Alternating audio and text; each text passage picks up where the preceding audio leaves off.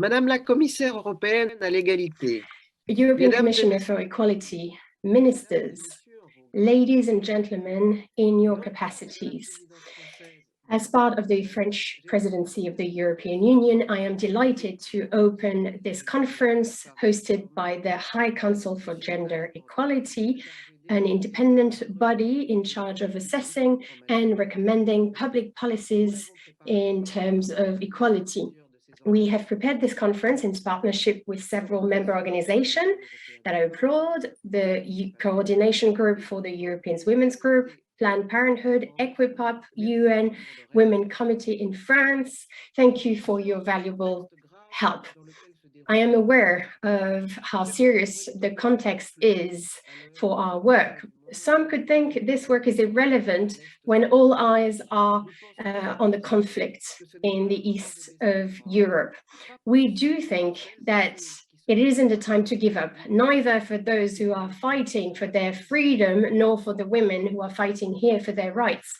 Against this backdrop, I would like to thank warmly all our panelists today: representatives of Feminist Association, European Women's Lobby, International Planned Parenthood Federation, European Network, European Parliamentary Forum for SRHR, Czech Women's Lobby, Adéquation, and those of the European and international institutions, European Commission, with Elena Dalli by video message, the European Institute Age, the European Parliament, UN Women, Brussels. Thank you to the ministers and representatives of member states who are taking part in this conference.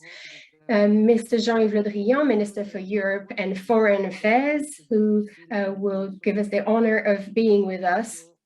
Especially, we would like to thank you warmly for being with us, considering the context. Madam Anne Lynn, Minister for Foreign Affairs of the Kingdom of Sweden, Mrs. Elizabeth Moreno, Minister for Gender Equality, Diversity and Equal Opportunities, ambassadors, and other member states like the Netherlands, Germany, and Spain. I would like to specifically thank three women great witnesses: Mrs. Tatiana Mokanier from the Democratic Republic of the Congo, Mrs. Farida Momand, Afghanistan, and Mrs. Marta Lampart from Poland, who have done us the honor of telling us about the experience and expectations for Europe. Mrs. Arifa Ghaffari, renowned Afghan resistant, could not join us, unfortunately. Our conference will be moderated by the superb French journalist, also a feminist, Léa Lejeune. Welcome, dear Léa. Thank you for you being here today. This conference will be live and interpreted in French and English. At the time of growing authoritarianism at the gates of Europe, this conference might sound irrelevant to certain people. We do think, however, that it is more than necessary for several reasons. First, because women's rights are under attack and are declining in certain states, including in EU, because of ultra-conservative regimes. Women's rights in Afghanistan are being eroded catastrophically, and it was unfortunately predictable. 32 countries, including 2 European countries, have signed the Geneva Consensus Declaration at the end of 2020 against abortion and for traditional family values. In the United States, the right to abortion from 1973 may be challenged because of the majority of conservative at the Supreme Court. The abortion is almost forbidden in Poland following a judgment of the Constitutional Court in 2020. Then economic, social, health crises have a direct impact on women and their rights. Let's all remember Simone de Beauvoir's quote, "Never forget that it only takes a political, economic, or religious crisis for women's rights to be called into question." According to the report of the World Economic Forum, we have lost 36 years of progress throughout the world in gender equality with the COVID pandemic. Increased domestic violence, overrepresentation of women in the areas the most affected by the crisis, and difficulties of returning to employment, unequal burden sharing in the households are some of the impacts of the pandemic. Finally, human rights and women's rights are not peripheral issues. In other words, issues addressed to fill a politically correct speech. They are at the heart of democracy and the rule of law. There cannot be democracy or the rule of law without human rights, without women's rights, without gender equality. And where women's rights are under threat, the rule of law is undermined. This is a difficult time we are going through, but this is the time for feminist movements, Me Too, Polish Women's Strike, Women's March, etc. France, the EU, and its member states have a duty to support them. All those reasons have led the HCE to host this conference as part of the French presidency of the European Union, about a year after the Generation Equality Forum, co-hosted by France in July 2021, and during which the EU and member states made commitments. Against this backdrop, the goals of this conference are threefold. First, supporting feminist movements in and outside the EU against a difficult backdrop, conservative flare-ups, pandemic, environmental crisis. Secondly, highlighting the priorities of feminist organization for gender equality during the French presidency of the EU.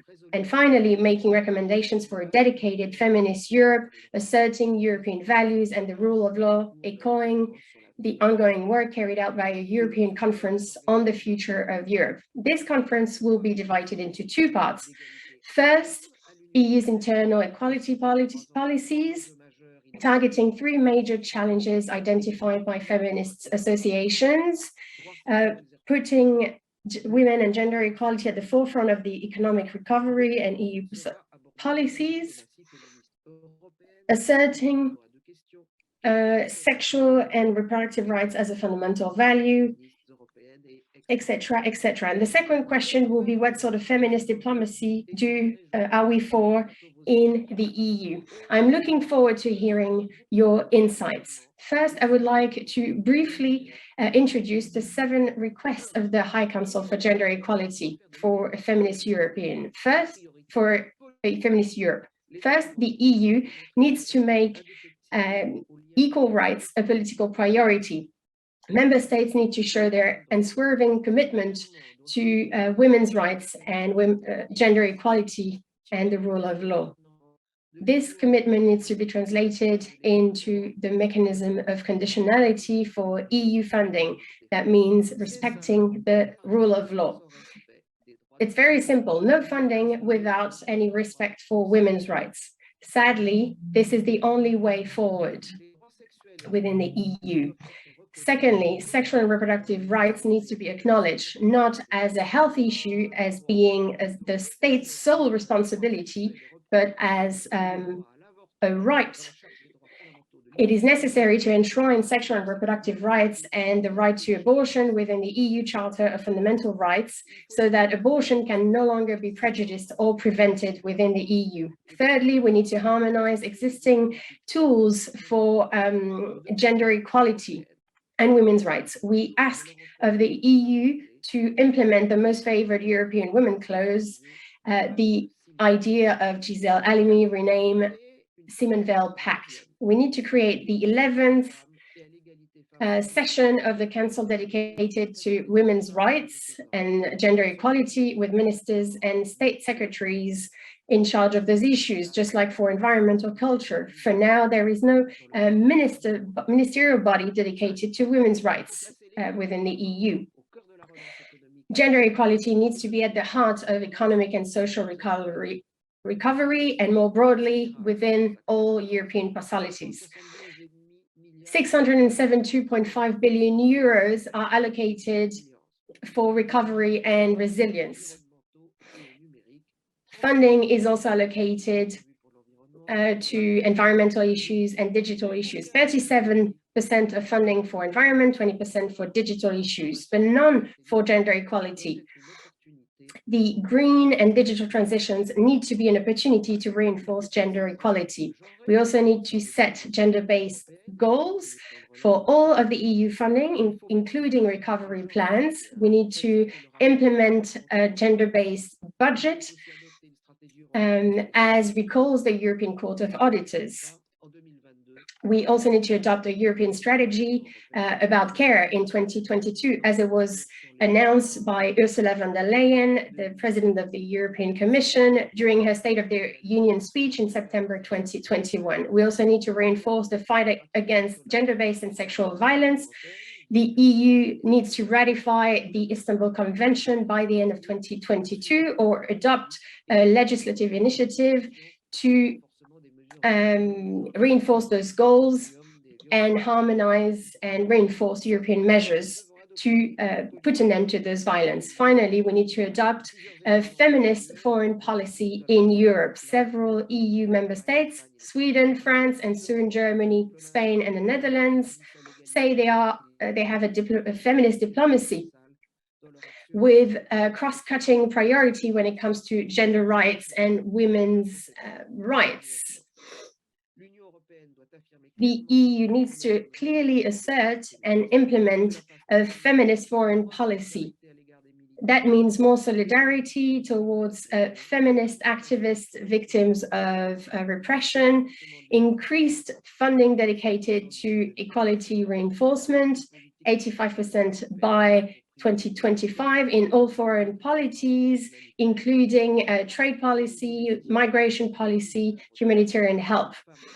Gender equality at the decision-making level and the implementation of an agenda, women, peace, security, and in regional partnerships so that women are also at the negotiation table. Now I will listen to you. Let me dream in those troubled times. Let's be heard and let's peaceful women be at the reins of our world, just like Svetlana Alexievich, the Nobel Prize of Literature from Belarus. She said, and I quote, that war does not have a woman's face. Unfortunately, war leaves traces, and women can no longer make their voices heard. Let's relentlessly fight for our values and against toxic masculinity. We will eventually win. Thank you for your attention.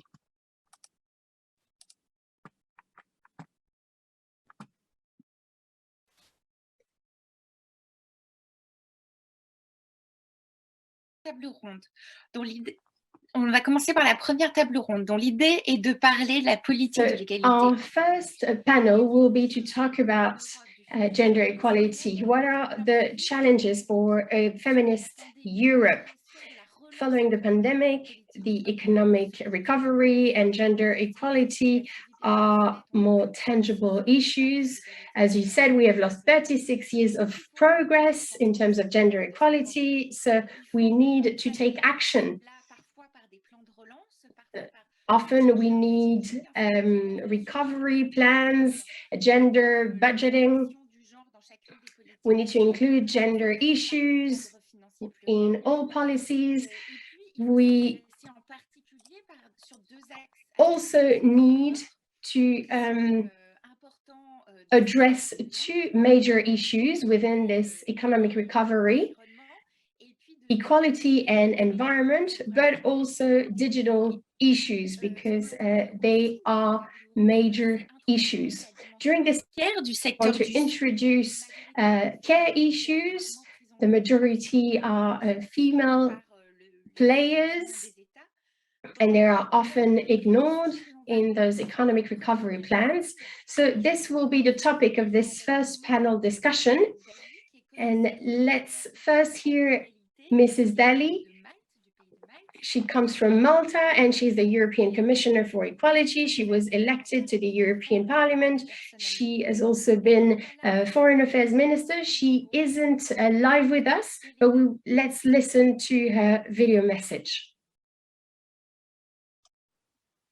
I thank the French presidency and Minister Moreno particularly for pushing an agenda for a feminist Europe and for supporting our ongoing work to deliver the EU gender equality strategy's priorities. To enable women to thrive in the labour market, we need to ensure equal access. Equal participation is about fairness and inclusion, about productivity and competitiveness, and about the value and recognition of women's contribution to the labour market. Europe cannot afford to disregard 50% of its skills, knowledge, talent, and labour force. To achieve equal participation, it is critical to ensure more affordable and accessible care services. This year, the Commission will issue a European care strategy to support women and men in finding the best care services and achieving the best work-life balance. The care strategy will include a proposal for a revision of the Barcelona targets on childcare and an initiative on long-term care. Better care services will help women to remain in paid employment and will contribute to closing the gender employment gap, pay and pension gaps. Pay transparency will remove biases in pay structures and ensure that women and men receive equal pay for equal work or work of equal value. I am hoping for an agreement on the proposed EU Pay Transparency Directive at the earliest possible date. The Member States agreed on this initiative in December, and once the European Parliament adopts its report, the French presidency will be able to proceed towards a final compromise. We also need to ensure equality in leadership. In 2012, the Commission proposed a directive to ensure greater transparency in the selection of directors in the largest listed companies. 10 years on, we are expecting a breakthrough in the Council on this proposal in mid-March. I thank the French presidency for taking political leadership and prioritizing the unblocking of this proposal during its EU presidency. The EU will only become a union of equality if our fight against gender-based violence is relentless. Combating violence against women and domestic violence and the EU's accession to the Istanbul Convention remain a priority of the European Commission. The rise in violence during the pandemic has further increased the urgency for the EU to act. I am therefore pleased to announce that on the 8th of March, we will table a proposal for a directive on combating violence against women and domestic violence. The directive will be a dedicated instrument that sets minimum EU standards for the protection and support of victims of violence against women and domestic violence. In the European Recovery and Resilience Facility and National Recovery and Resilience Plans, we have the means to ensure that gender equality is an integral part of the recovery. I call on Member States to make the most of this unique opportunity. Commitments must turn into actions to achieve a union of equality where women and girls, in all their diversity, are free, can thrive and lead.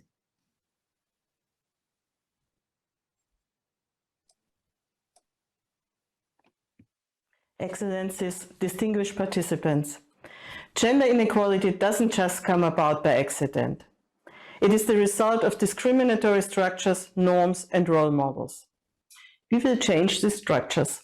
France has set itself an ambitious goal. Until 2025, 95% of French ODA will be used to promote gender equality.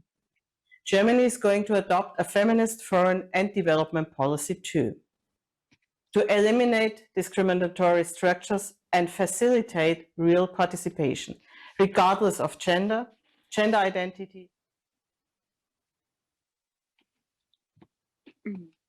Bonjour, je pense qu'il y a eu un petit souci, cette vidéo ne devait pas être... Sorry, I think there has been a technical glitch. We shouldn't have watched this video now. So ambitious announcement by Mrs. Daly, especially the proposal for the 8th of March. We will follow that closely. Mrs. Scheller, you are the director of the European Institute for Gender Equality, EIGEH. So you represent a research center here. So I would like to know something. Where are we at when it comes to gender equality within the European Union? Have we made some headway? Good afternoon.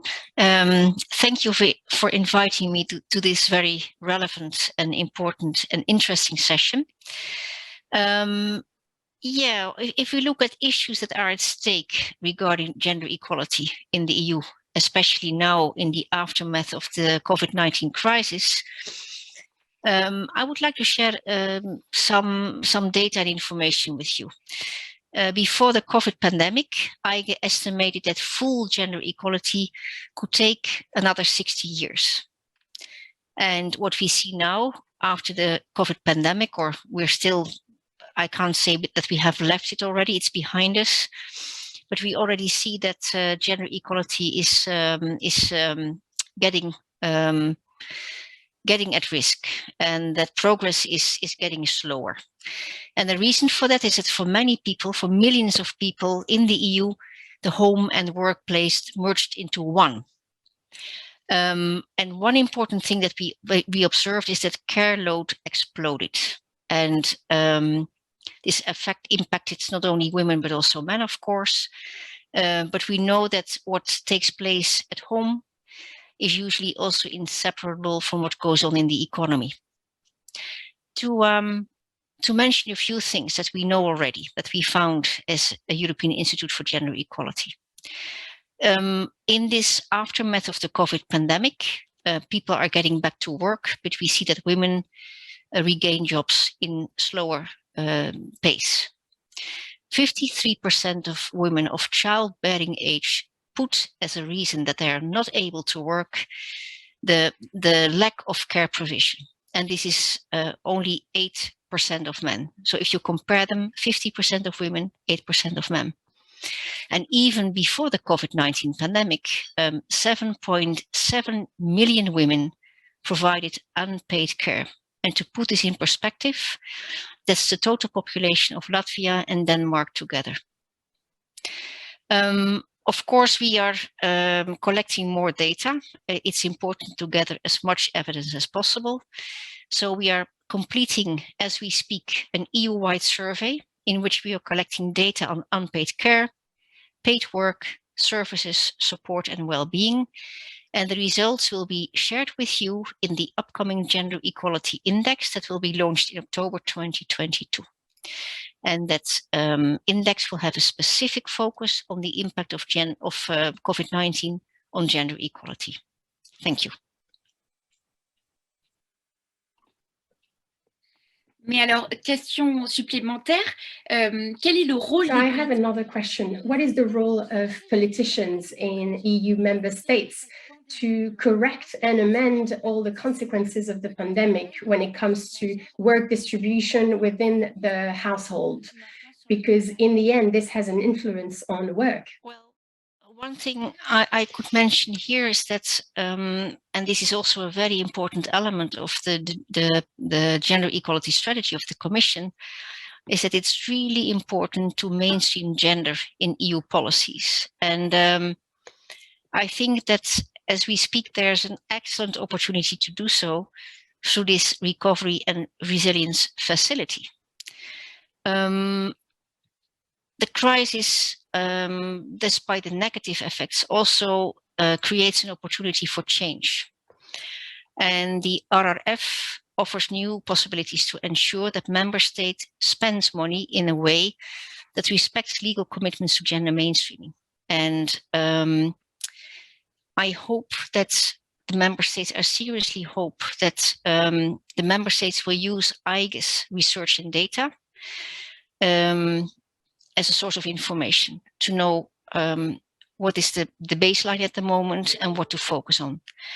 IGE also has a whole set of good tools that can be used for gender mainstreaming. It can be found on our gender mainstreaming platform on our website.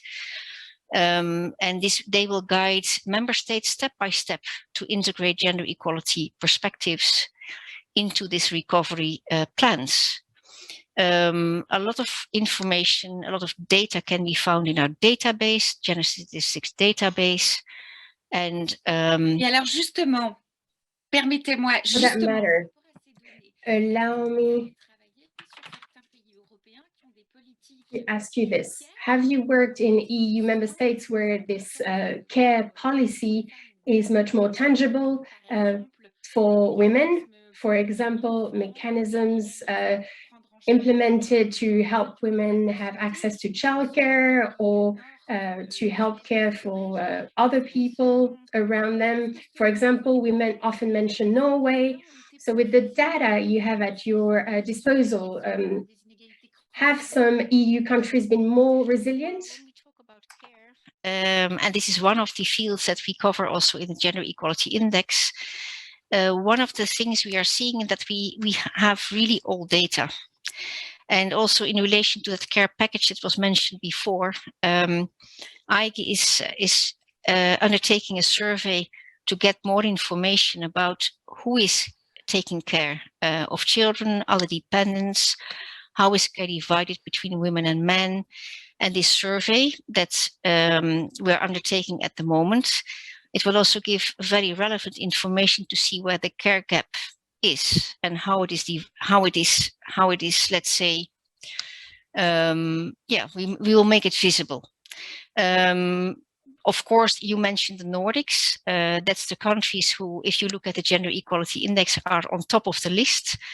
But for the care, let's say the field of care, there's still a lot we do not know. And that's exactly why I, through a survey, is trying to find out what is the state of play and what policies should be further developed. Merci. Alors, Thank you very Caroline, much for your question.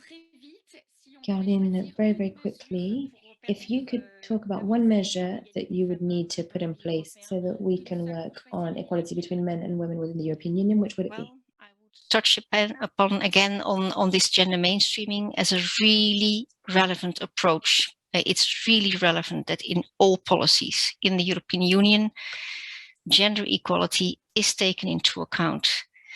It's not only, let's say, a women's rights. It's not only about human rights, women's rights, but also economic benefits. Member states will benefit hugely from taking gender equality into account.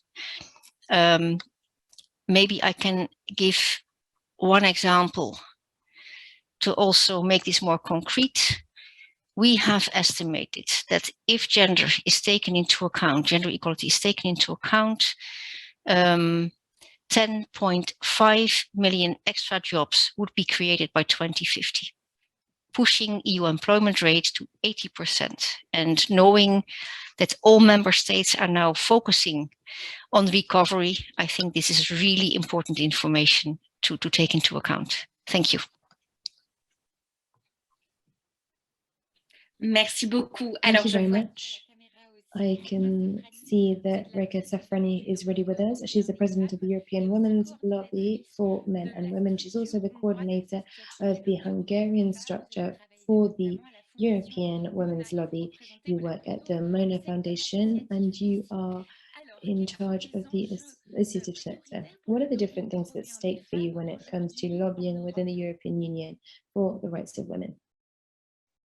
Good afternoon, and I would also like to thank you for inviting the European Women's Lobby to this important event. The EWL is the largest women's non-governmental organization in Europe, and we represent 2,000 women's associations in Europe.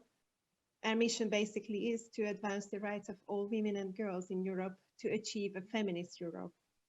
And I would join those who have said that before me that the sad reality is that COVID has effectively stopped advancement of equality between women and men. Our members continue to report the devastating impact that the COVID-19 pandemic has had, and especially on women and girls throughout Europe. And we have come together as women's organizations to set out a path for a future in which full equality for women and girls can still be achieved. However, the COVID-19 pandemic has also been a wake-up call, which has brought to the forefront all the inequalities in society which has pre-existed, particularly inequalities between women and men. And we saw the impact of a decade of austerity measures and how these have impacted our public services, in which the majority of the workers are women. It has also devastated the public services upon which. Mais alors, quels sont les enjeux prioritaires aujourd'hui pour But vous? what are the Quels- priorities for you? What are the priorities for you? For us, looking forward, we think we need a COVID recovery strategy that ensures that women and girls will not pay the price for the long-term socioeconomic consequences of the pandemic. We expect the French presidency to ensure that the implementation of the national recovery plans as part of the resilience facility truly contain a strong, robust gender equality dimension. And we ask you to send a message that if member states do not abide by their obligation to improve equality between women and men, they will not get the expected financial support. The plans must effectively foster investments in care and investments in sectors of the economy where women have worked. Basically, we would say that alongside the European Green Deal, we need a care deal for Europe to close the circle with caring for each other and for the planet. And since the beginning of the pandemic, the issue of care has never been so visible, and investing in the care economy has become a demand from all actors. It is now time to turn words into action. We need a bold new care deal for Europe. We have many opportunities. Alors concrètement, But concretely speaking, what would this look like? If we think about European care, could you maybe give us a couple of examples that you have? What are the different sectors that you think we need to be highlighting? Yes, we think that it is very important that this European care strategy should focus on childcare and elderly care, which is the so-called long-term care. We look forward to a council recommendation on the latter. And while these are good steps in the right direction, we need to ensure that they are met with investments in the development of the true care economy embedded in the green and digital economy. We also look forward to the report on transposition of the Work-Life Balance Directive and focus on parental, paternity and carers leave, for which France has played a key role in reaching a final compromise.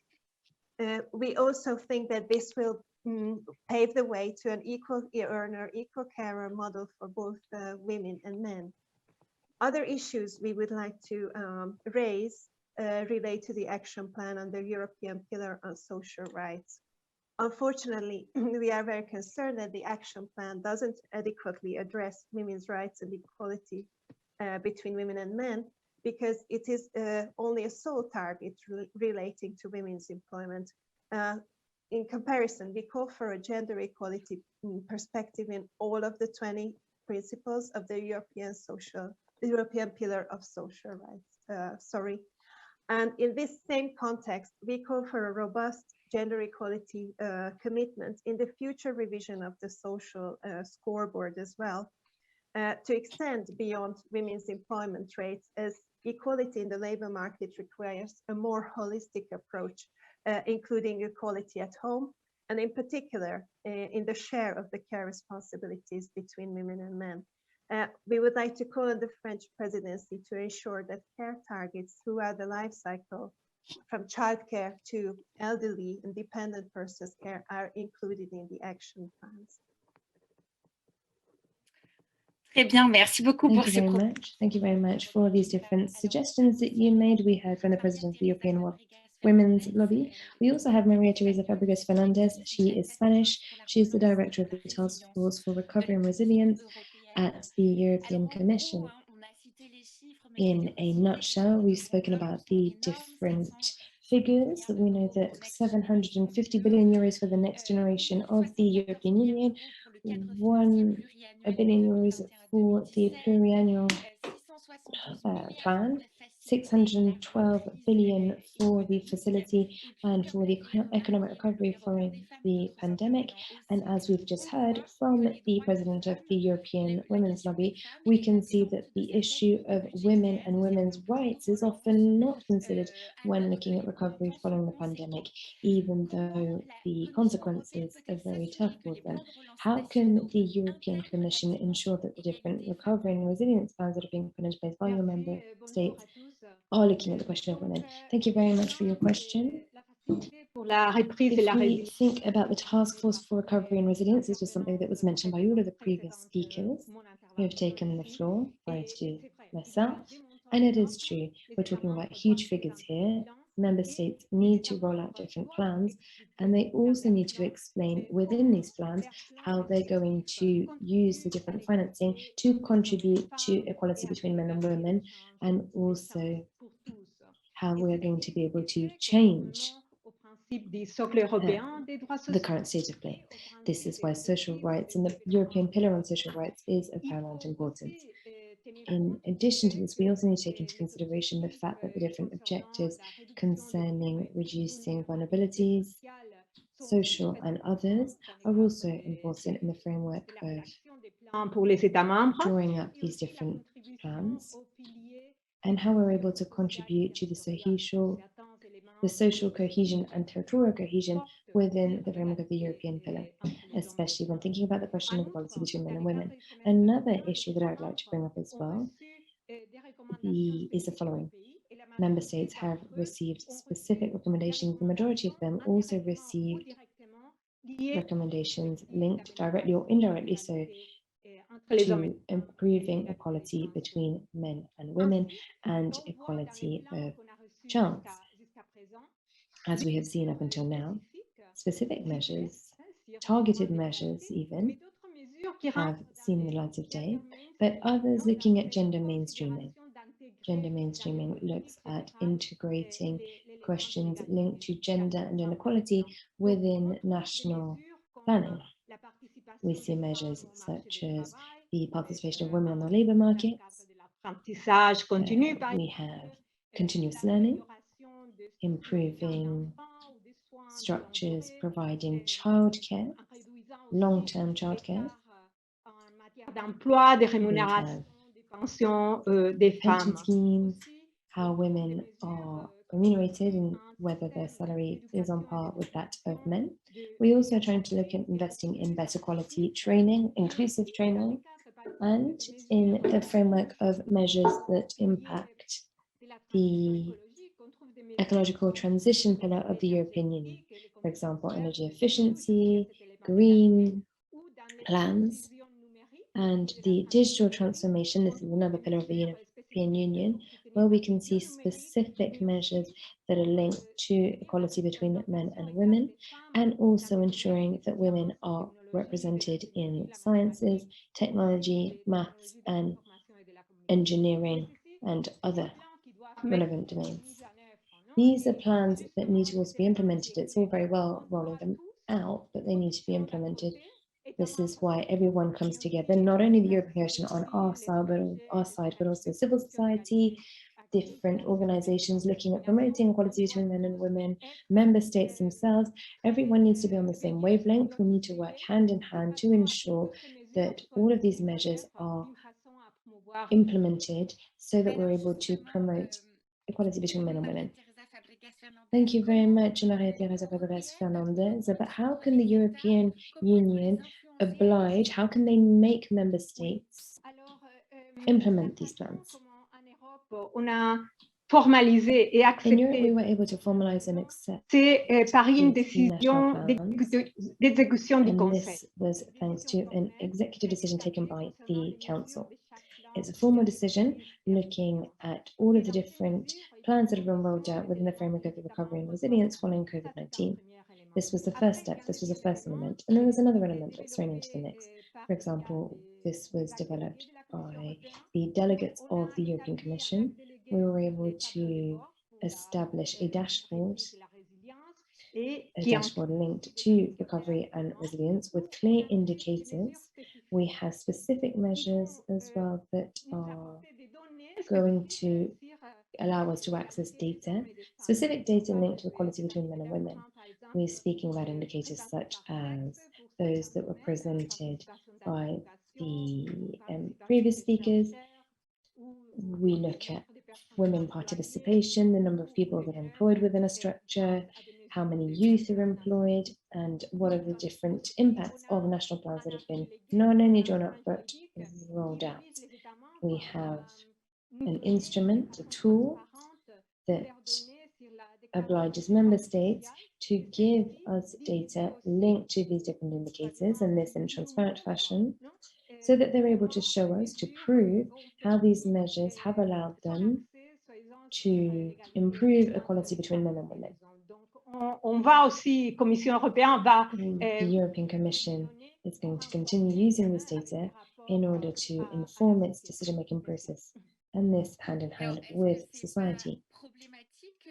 Do you think it's problematic that the European Union is asking its member states to do all of this? Because when we think about the report that was issued in May 2021, and this report said that the European Union was not allocating sufficient budget as an institution to equality between men and women. So do you not think it's a little bit contradictory? Yes, yes, we can see that when it comes to integrating the gender dimension within the European Union, there is still work left to be done. However, it was recognized that the European Commission had strengthened its commitment, even though there was still maybe a little bit left to be done with regards to different domains. We are on the same wavelength. However, there are slight differences when it comes to the best way in going about all of this. How do we want to put into place these measures? But also the fact that the European Commission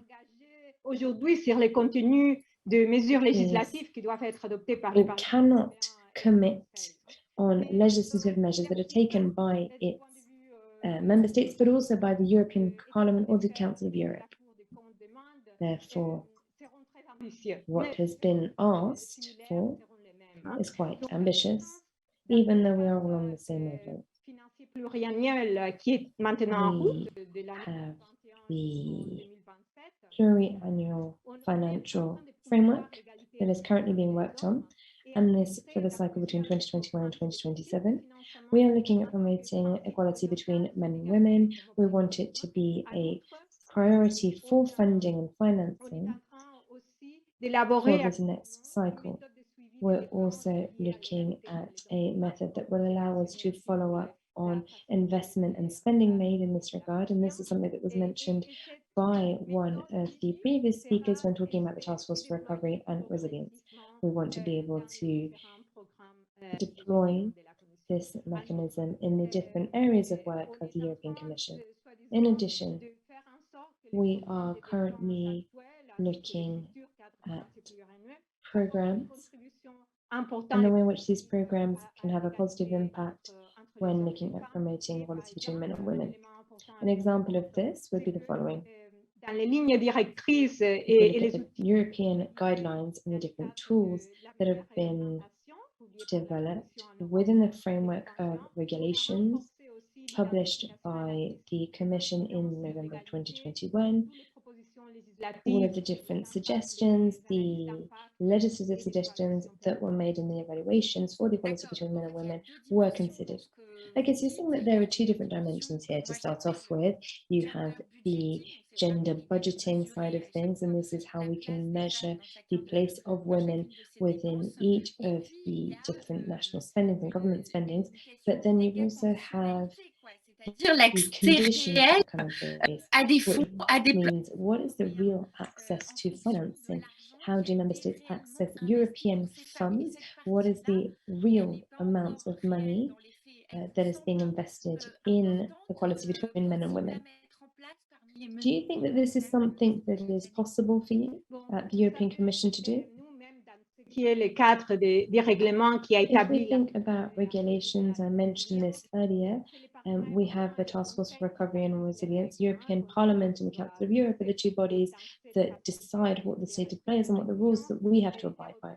And this goes for the Task Force for Recovery and Resilience. So the European Commission wasn't able to include the idea of conditionality within our work. It's a step-by-step approach, it's an incremental approach, but what is very important is to start off with collecting data. This is why I mentioned data earlier. We've got the different dashboards that I mentioned. We are going to be plugging information into these dashboards, and this will allow us in a second vein to then put the right pressure on the stakeholders so that we can really cover good ground with equality between men and women.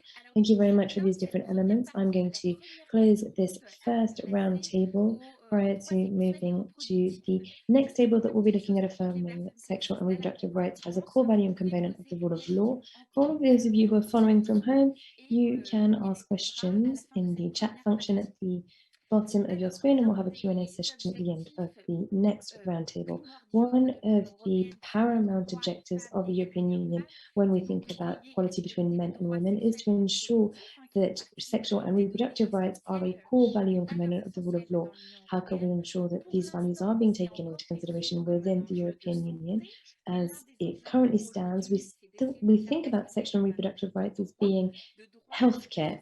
However, they should be considered as core values and fundamental rights, especially for women within the European Union.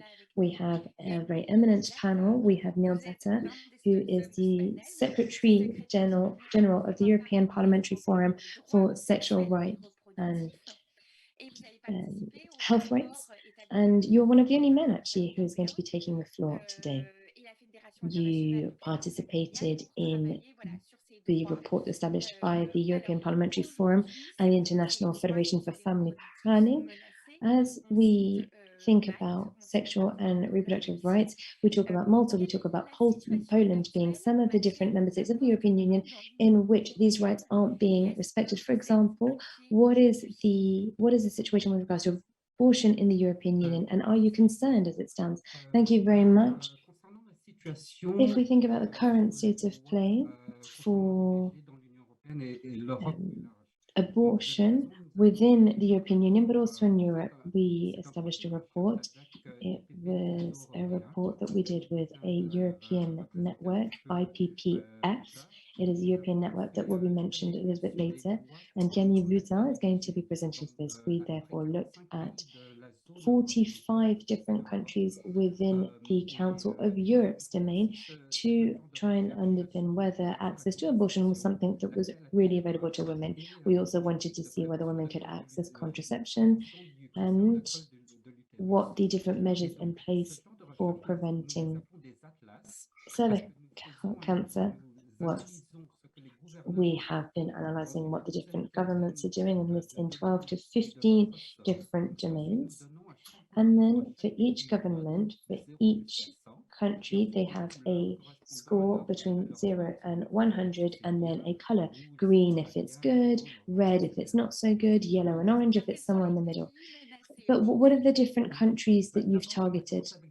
But maybe I could start with good news rather than getting to the negative. If we think about the champions for contraception and access to abortion, we see that there's wonderful performance coming out in the United Kingdom, Sweden, and the Netherlands. For contraception, congratulations to France. France, Belgium, and the United Kingdom are the best countries when we think about policies linked to access of contraception. However, on the flip side, in the East, things are not so promising. Why? Because there are different things that we've observed. In the Eastern bloc of Europe, we haven't seen a lot of progress made over the course of the past 30 years. We can think at the end of the communist period, which should have, in theory, engendered change.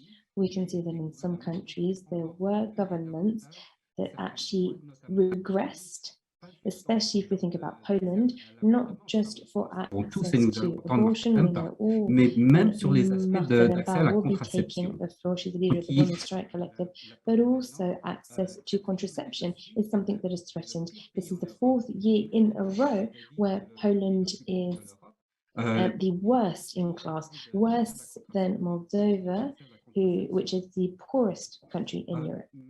And this from a contraception point of view, but also an access to abortion point of view. Over the course of the past 2 years, we have seen evolution in the country, and thankfully so, it's very positive. If we were to take stock of the past 5 years, there have been more than 20 different measures adopted by different countries to improve access to abortion and contraception.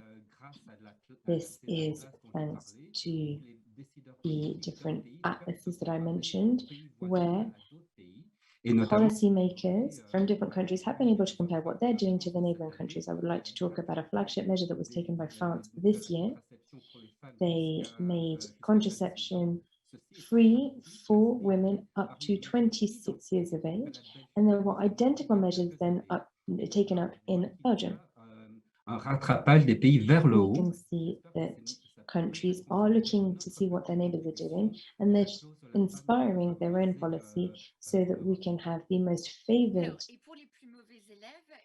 measures taken in Europe.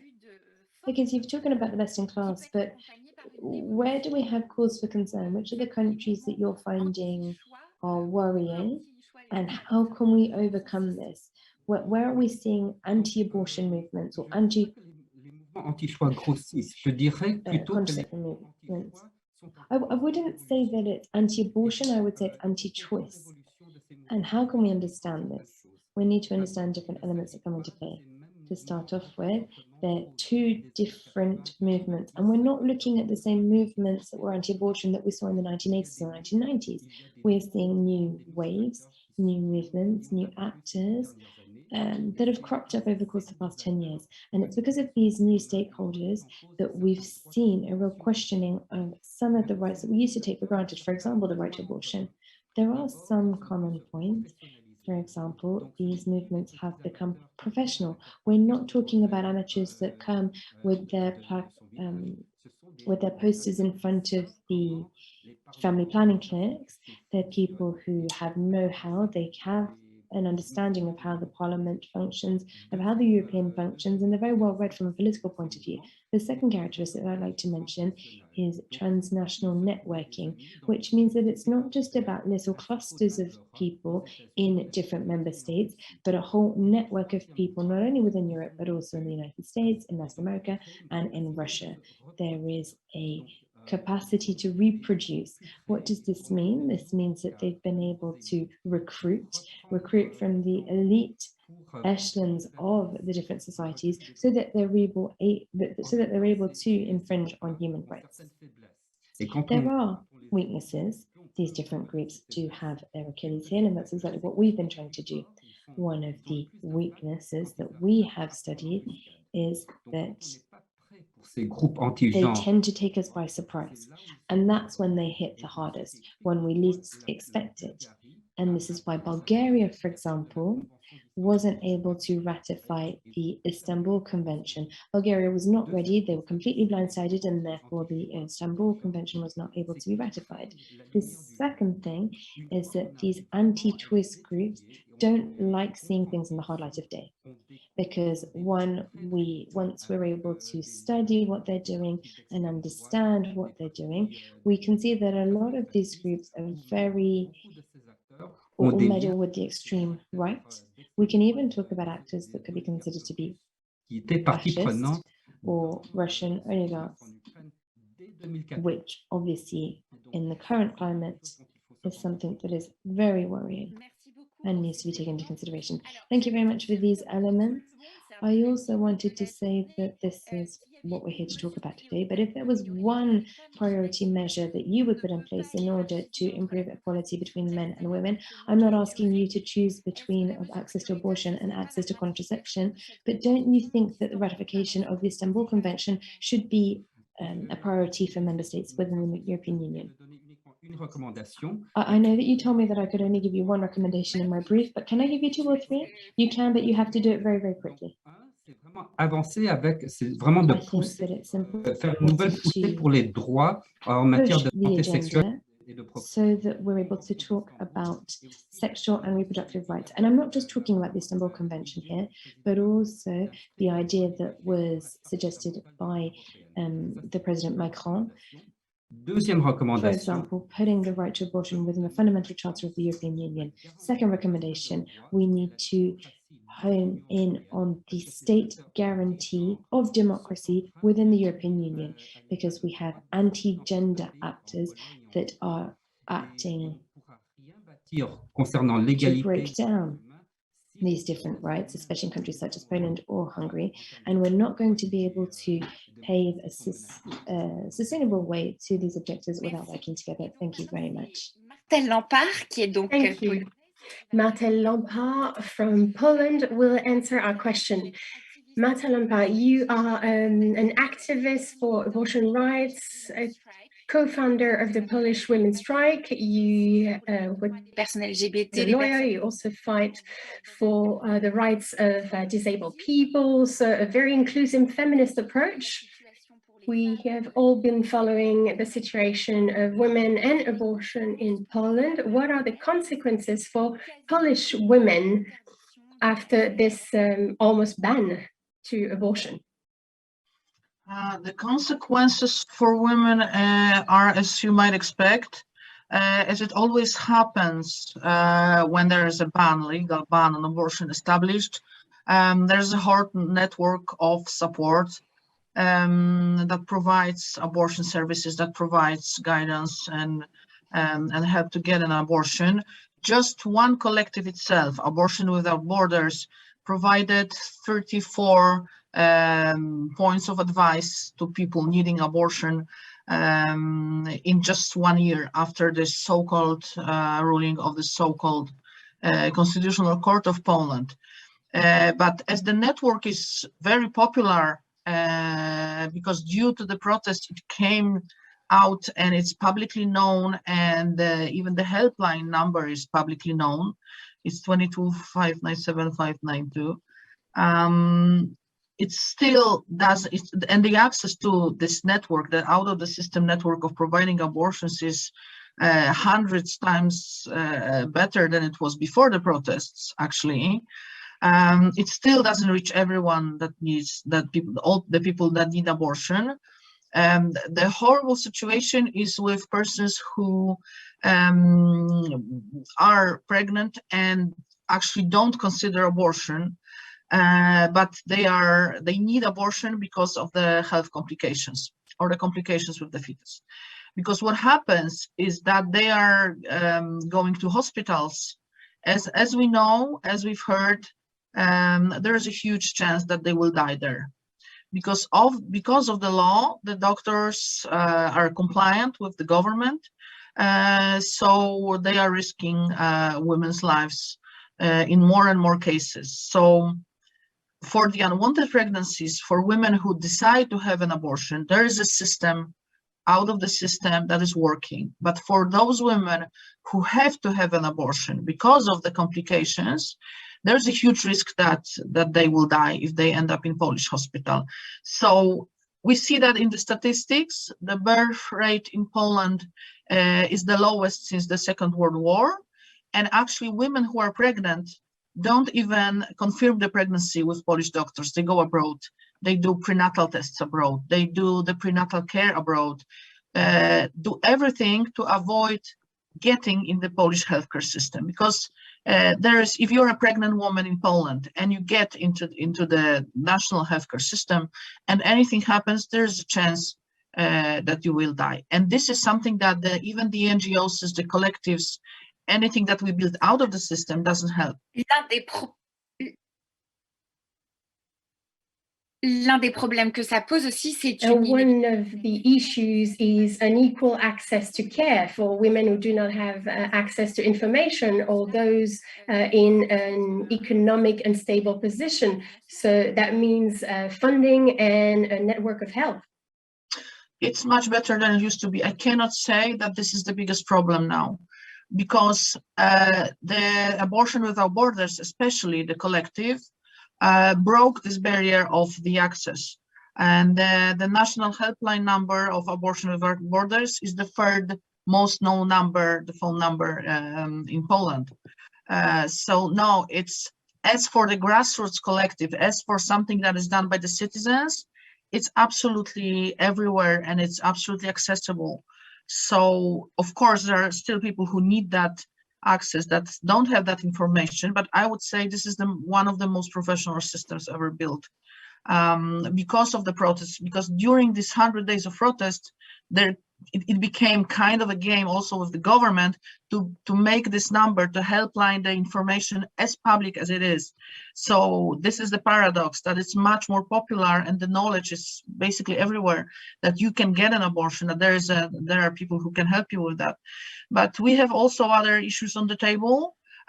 because we have ban on contraception on the table, ban on sexual education, and other things happening, still in this gray zone of not being legal yet. But we have to look at that it will finally happen, maybe via the parliament, maybe via the constitutional court. We will see, but still the government has two ways of restricting our rights, obviously. Alors, votre rôle est donc important au sein So your role is crucial within a Polish women's strike. What are the threats or the difficulties for feminist activists who contribute to rights to abortion in Poland? We are getting death threats and all kinds of threats. There was at least one attempt, a person who decided they want to make an attempt of assassinating me. I'm on 89 trials for protesting now, and there are hundreds of persons who were detained and are charged. The biggest charge is up to 8 years in my case. And that's why the judicial independence and the rule of law issue in Poland is so important. Because if we didn't have judicial independence, most of us already would be in jail. Because the police is hijacked and the prosecutors' offices are hijacked by the government and are doing whatever the authoritarian government tells them to. But we have great thousands and thousands of great judges who just go along with the law, and they decide that our protests are legal, and they decide that the persecution is political, and so on and so on. So if we lose judicial independence, it doesn't only mean the big cases, it means that all activists in Poland that are persecuted now, are charged now, will really be punished. Now the police is losing 95% of the cases brought against Alors, the justement, dans ce contexte, qu'est-ce que vous attendez de l'Union européenne? This background, what are you expecting from the EU? What can the EU bring to you? I didn't understand because there was a translation and the speaking at the same time. I'm sorry. Justement, dans ce contexte où So against this backdrop, you're saying that respecting the rule of law and the judicial independence is important. So what are you expecting from the EU? I expect from the EU, I stopped expecting a long time ago, but I expect that Poland will actually be punished for the breach in the rule of law, that Poland will be executed for their attempts to end judicial independence in Poland. I expect sanctions. I expect that Polish government won't be believed when they will start lying again, because now they will be lying about judicial situation in Poland, and the lies are already prepared there. I expect that. And I always say that we will handle the rest. We need judicial independence and we need the rule of law. And the political decision to push us only towards feminist issues, women's rights issues, and leave the rule of law and judicial independence behind is actually harming us more than helping us. It's just sending us to the corner to cry over lost abortion rights. It doesn't help us, it's harming us. And this is the echo of the patriarchal decision that women's rights are and women's issues are not so important. Women's rights and women's issues in Poland, human rights and human issues in Poland are now about the rule of law and judicial independence, and we will take it from there. We don't need that much help with the rest. We need help with the rule of law and judicial independence. And we are exhausted and we're frustrated that it's taking so long. And our only hope for a long time was the European Court of Justice only. And I really, really would like that to change. Merci beaucoup, Martha Lampard. Thank you very much, Martha Lampard. I hope that everyone is listening to everything you have to say here.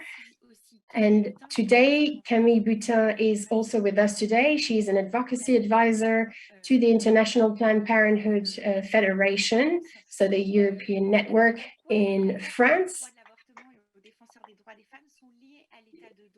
So what is the link between the rule of law and the threats faced by a Planned Parenthood? And what can we do to help Poland? Thank you. What happens in Poland shows how important democracy, the rule of law, and how interconnected they are. This is what Emmanuel Macron, the President of the Republic, has recalled. Violations of human rights and women's rights and minority rights happened in Poland. Two consequences. First, the ban or almost ban of abortion. It has been imposed because the Polish government has deliberately dismantled judicial independence of the Constitutional Court. And they've also imposed legislations that go beyond and ban the decision-making process, a fair decision-making process. The government has named additional judges in their favor. So the tribunal, the court, is not established by law anymore, and its decisions cannot be applied because they are no longer legal. The situation is a tragedy in Poland. 3 women have lost their lives because of this ban. Secondly, women were not only deprived of their freedom to abortion, but their freedom to take to the streets and defend their rights. Women are being harassed by the state, and Martin Lempart said it. They have been victims. They've been under a threat for their lives are jeopardized. They've also been libeled, slandered. Comme Martha Lempart l'a rappelé, l'indépendance. So, as Martha Lempart reminded it, the judicial independence is crucial. Otherwise, women's rights activists could end in jail. Thank you very much. So, how do you welcome Emmanuel Macron's proposal from January to enshrine the right to abortion within the EU European Charter of Fundamental Rights? Does it have a tangible meaning on the ground? First, we would like to warmly thank Emmanuel Macron for his political leadership, seeing Presidential of the European Union stating that the right to abortion needs to be enshrined in the EU European Charter for Fundamental Rights is essential. Supporting the Simone Veil Pact with a pillar on sexual and reproductive rights are crucial political commitments. We will support them, and we are hoping that the highest number of member states will support these initiatives. However, those commitments need to be turned into action. The Simone Veil Pact will have to be turned into action, like identifying best practices on sexual and reproductive rights. Sharing best practices are crucial to harmonize access to sexual and reproductive rights. I know it will be difficult considering the current context. Will have to be determined. France will have to be determined in the long run for those initiatives to come true. France needs to implement other measures to defend sexual and reproductive rights, to embed them more in all relevant areas of responsibility within the EU. There should be a measure within the European Union budget, for example, health and reproductive and sexual rights, to fight against sexual violence and gender-based violence, There's still a lot of work to carry out, but we need to make sure we include all those issues within European policies. So an ambitious project, but it will be hard to see it through. Let me remind you that you can ask all of your questions in the chat box. We will answer all of them during the Q&A session after our second panel discussion. Our second panel discussion will be about another challenge related to gender equality. So our topic now is reinforcing the fight against gender-based and sexual violence. What does it mean? Ratifying European texts, for example, the Istanbul Convention by the EU and all member states, as it is not the case nowadays, and the ratification of the Convention 190 of the International Labour Organization. We've seen it in the past few years. We are hearing more and more voices, but that's only one step forward. What matters is that it is implemented and enforced. To talk about it, we have two panelists. Johanna Nejedlova, I'm hoping I did not butcher your name. You are an expert at the European Women's Lobby Observatory on Violence Against Women for the Czech Women's Lobby. You are raising awareness regarding gender-based violence, and you take part in promoting sexual education for all. So, Johanna Nejedlova, what can you tell us about the challenges regarding sexual and gender-based violence? What's missing at the level of the European Union, and what should we fight against? Hello, everybody. First of all, I would like to thank you for inviting me to speak here at the symposium, and also thank for highlighting women's rights right now. I think we all know how many women experiences sexual violence and harassment, and it's a huge issue in Europe. We all know that there is Istanbul Convention, which should be ratified and implemented in all EU countries.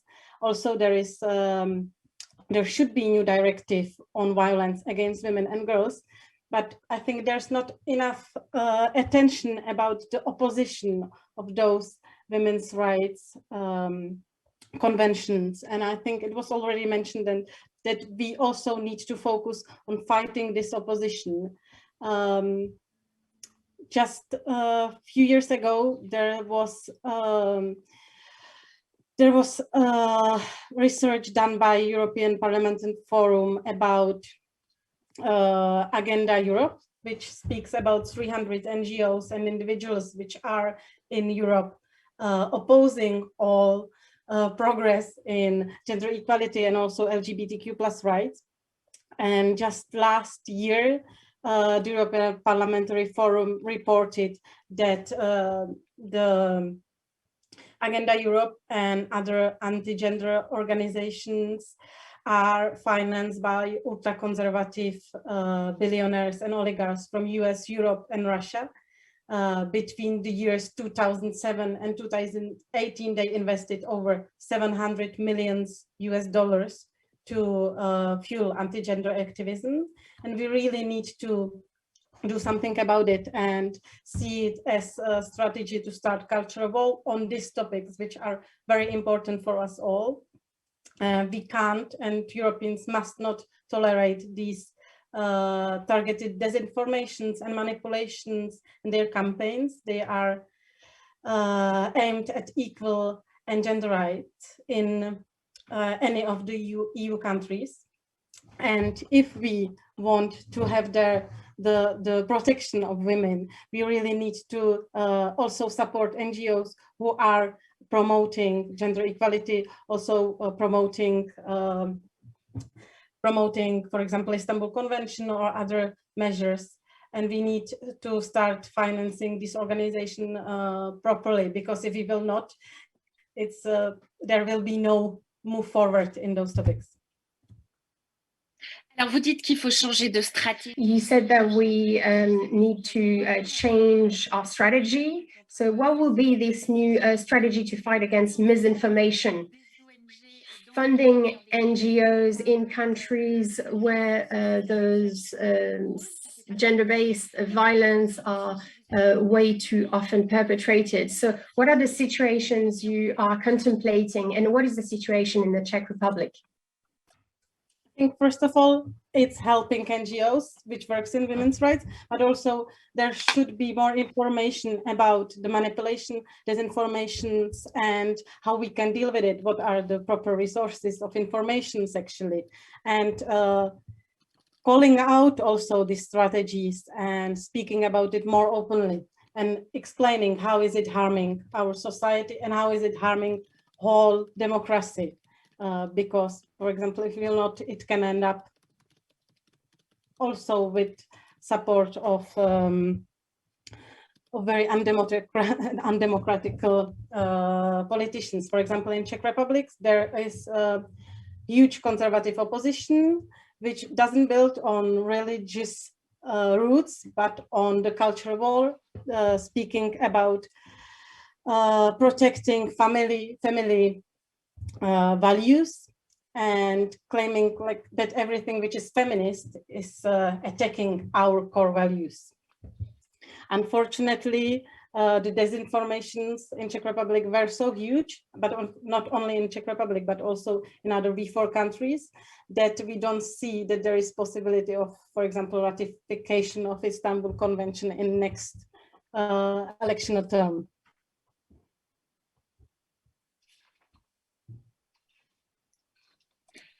Eh bien, alors, si vous devez... Very well.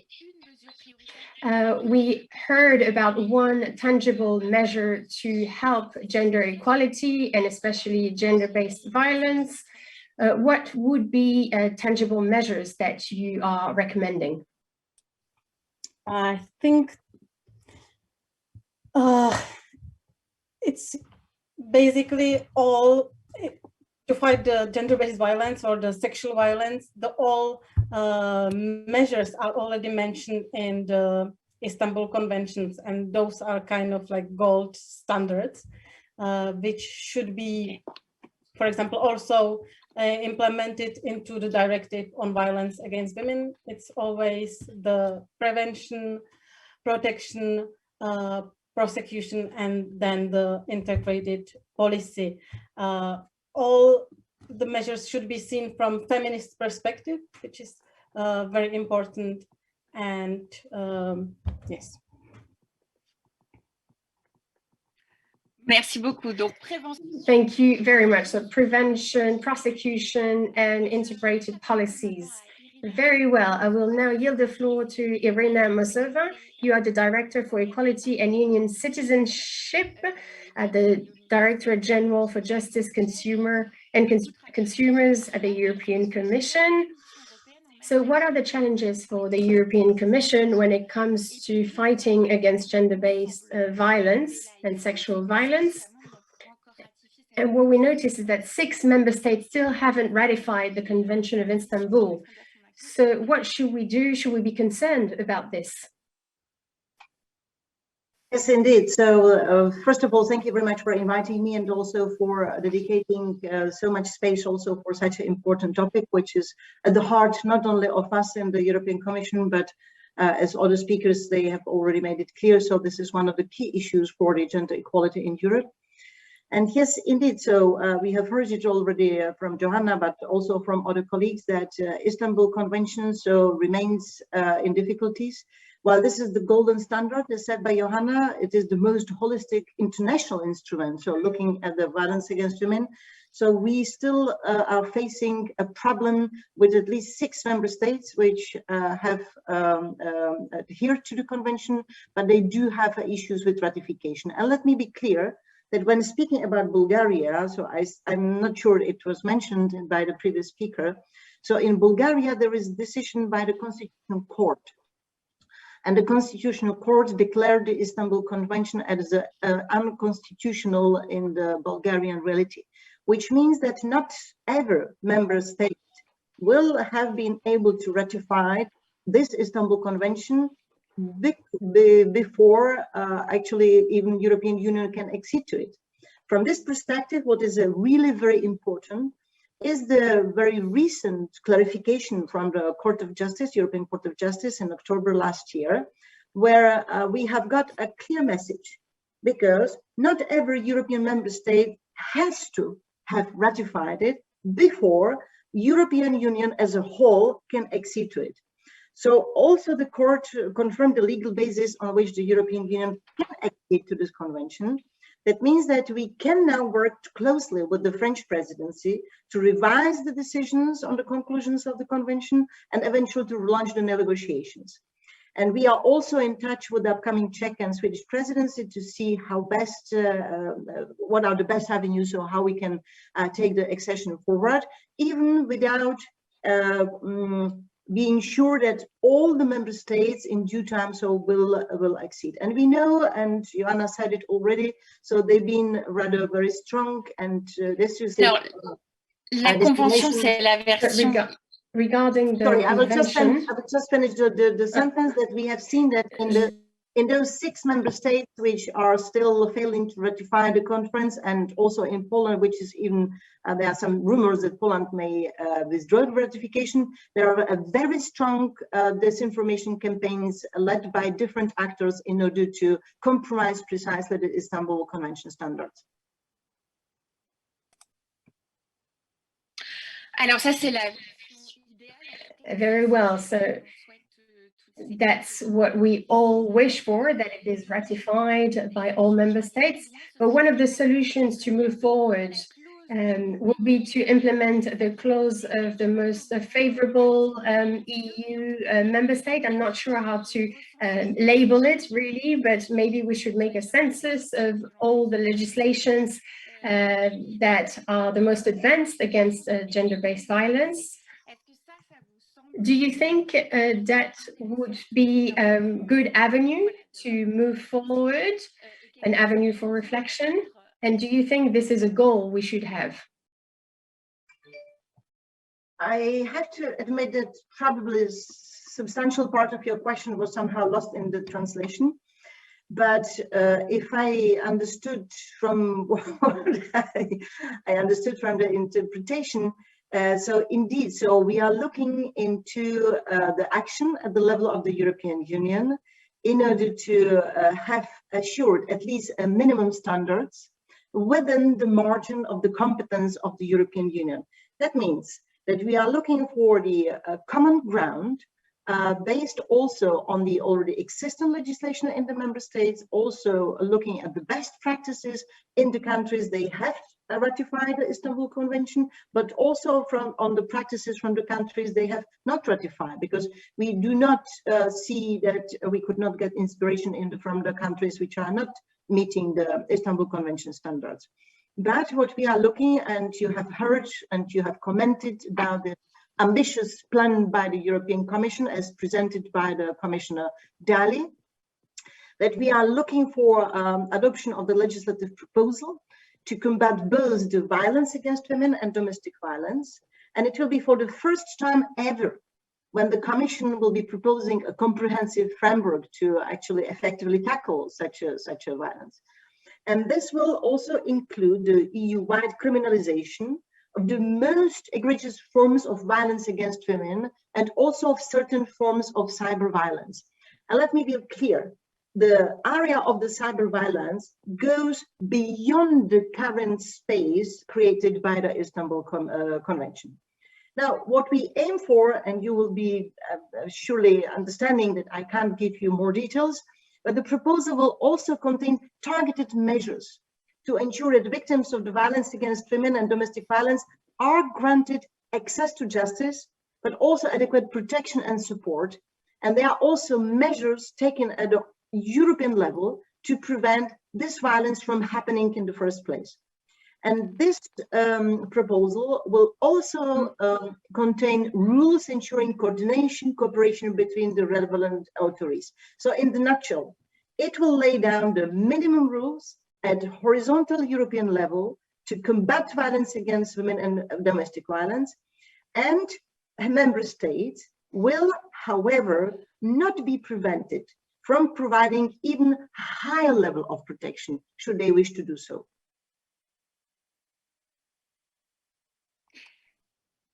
Ok, quand vous dites proposition, Okay, vous so parlez... when you're talking about proposals, are you talking about the proposals of the directives that were presented on the 8th of March, is that right? Yes. Ok, comment allez-vous faire pour... What are you going to do in order to impose this on all of the European countries? How are you going to put into place a minimum standard? And could we imagine that this isn't a minimum standard, but in the future, we'll be able to align all of the different member states on the most advanced nations when it comes to these sorts of rights? Maybe I'm asking a little bit too much. Not at all. Of course. So first of all, as every other legislative proposal, so we will still have to go the standard way with our co-legislator. That means with the member state and the European Parliament, in order to find a common agreement on the basis of the European Commission proposal. And indeed, as normally every single proposal coming from the European Commission, so there is a strong part which is about the enforcement and monitoring. Let me be also clear that one of the deficiencies of our fight against violence against women and gender-based and domestic violences as well, so is the lack of the data. The latest Euro-wide survey dates from 2014. So here, not only the member states will have the relevant obligations in the area of the prevention, in the area of the access to justice, in the area of treatment of the victims, but there will be also certain harmonization only in the areas of European Union competence, of course, because we have to respect the subsidiarity, where we will propose also the minimum criminalization with even dedicated sanctions on the certain criminal provisions. Also, in terms of the data protection, data provision. So, as I said, the draft proposal will aim at the obligation by the member states to collect and to also monitor certain situations in member states in order to help the European Commission to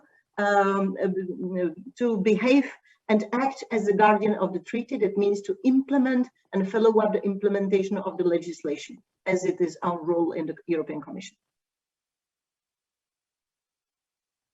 Merci beaucoup. Et alors, une question du public. Thank you very much.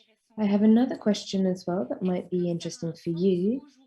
Do you think that it makes sense, as it stands, to put into place an entity where all of the different ministers could come together and take decisions together on a regular basis? So we could bring together different ministers of women's rights. It would be a dedicated space to women and their rights, and we could have ministers from different member states coming together. What do you think about this? Well, I am a great promoter of the personal contacts between the decision makers at the European level. For the time being, so ministers responsible for gender equality, they are meeting informally per invitation by the European Council presidencies normally. We are always trying to inspire the upcoming presidency to make sure that either ministerial conference or even informal meeting of the ministers responsible for gender equality is a cornerstone of the program of the upcoming presidency. What is happening now is that the gender equality issues are being discussed at in so-called EPSCO formation. That means ministers responsible normally for labor and social affairs, they are meeting regularly, twice per semester. That means 4 times per year formally and twice per year informally. And they are discussing many issues linked to the social affairs, but they are also discussing gender equality. So the next meeting on the 14th of March, so I can already tell you that, for example, the topic linked to pay transparency, progress in negotiations, but also the topic of the women on board, so the transparency of the nomination of the boards of the listed companies in Europe will be discussed Should it be in the presence of the ministers dedicated only to gender equality issues, or the ministers with the broader portfolio? But me personally, I see that the focused discussion with the ministers involved and responsible for gender equality is certainly something very important, and we would like to support it, should the Council find it opportune for the future development. Merci beaucoup. Thank you very much, Irena Mozova. I do have another question for you and for Jana Nedova as well. What do you think about the fight against gender-based and sexual violence online, when we have cyber sexism, when we have revenge porn, when we have harassment online, all of these different types of gender-based and sexual violence that we're seeing online? And is there one of you who'd like to answer this question? What can we do on the European front?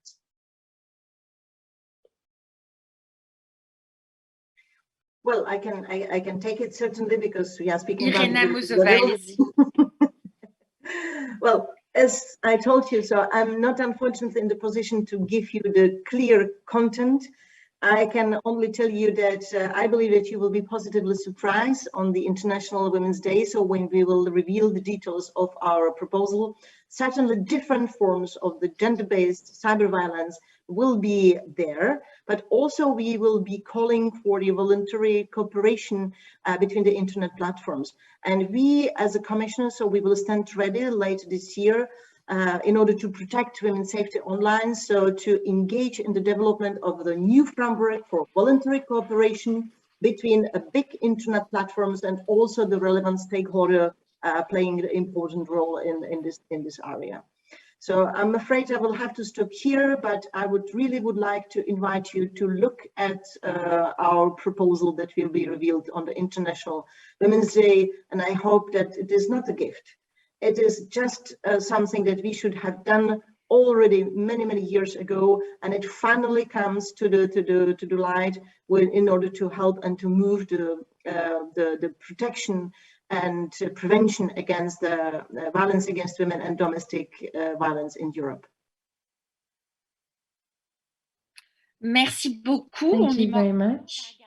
I look forward to this being revealed. I don't have any other questions. That said, I do have two speakers from the first roundtable who would like to take the floor. I will give them 1 minute each before we take a break. Marta Lampart, you'd like to add something?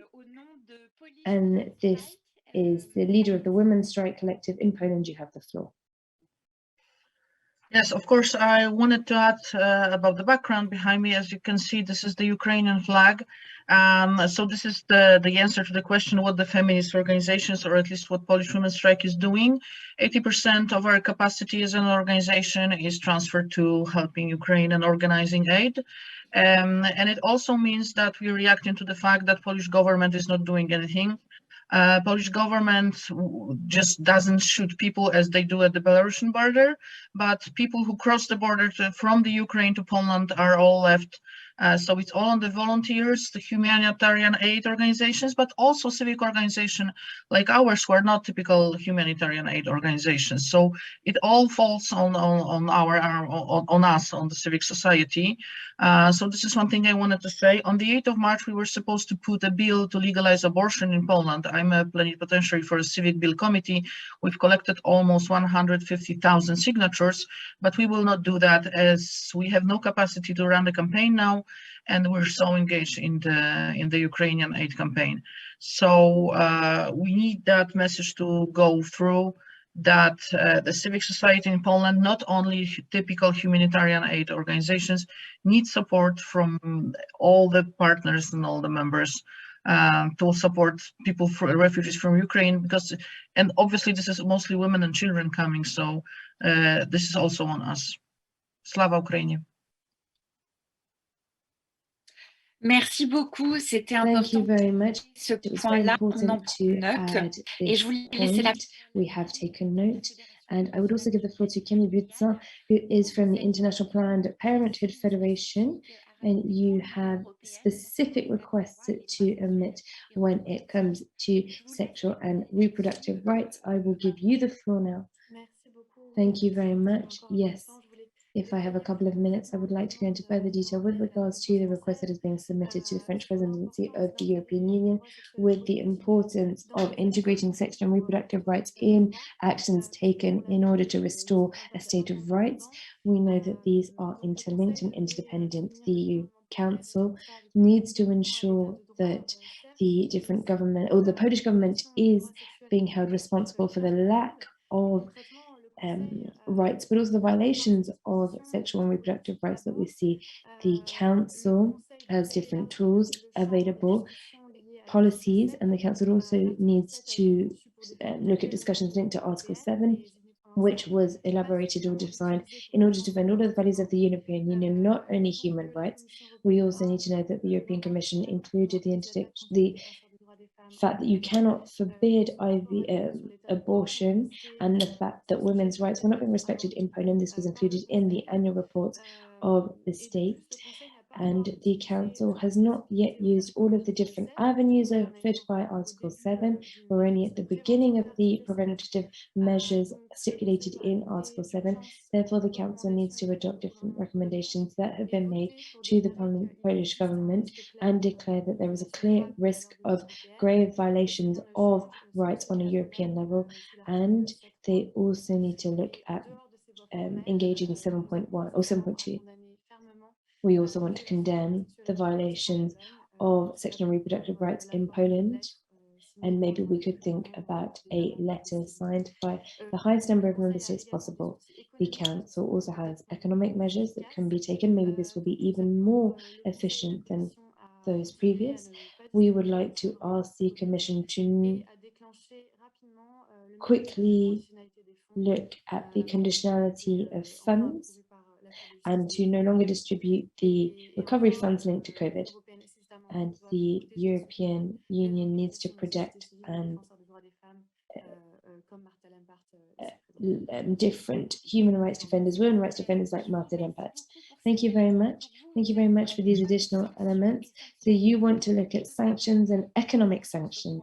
I would agree with this on a personal note. Thank you very much. We're going to have a quick break, 3 minutes, because then we are going to be starting back with Anna Lind, who is the Minister of Foreign Affairs for Sweden. 3 minutes, and then we'll be back at 4:15.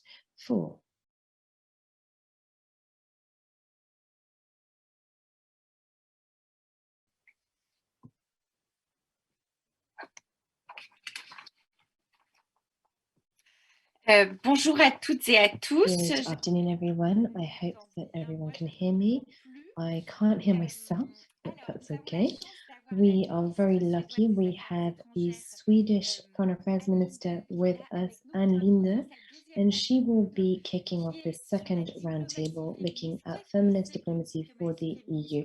What is feminist diplomacy for the EU? What does this mean? What are the conditions of implementations of a European feminist diplomacy, as well as the specific expectations of European and non-European feminists towards a European feminist diplomacy? Why is this important? Because Sweden is defending the idea and the conditions of implementation of a European feminist diplomacy. It's actually you who started this in 2014, so maybe you could talk us through this a little bit.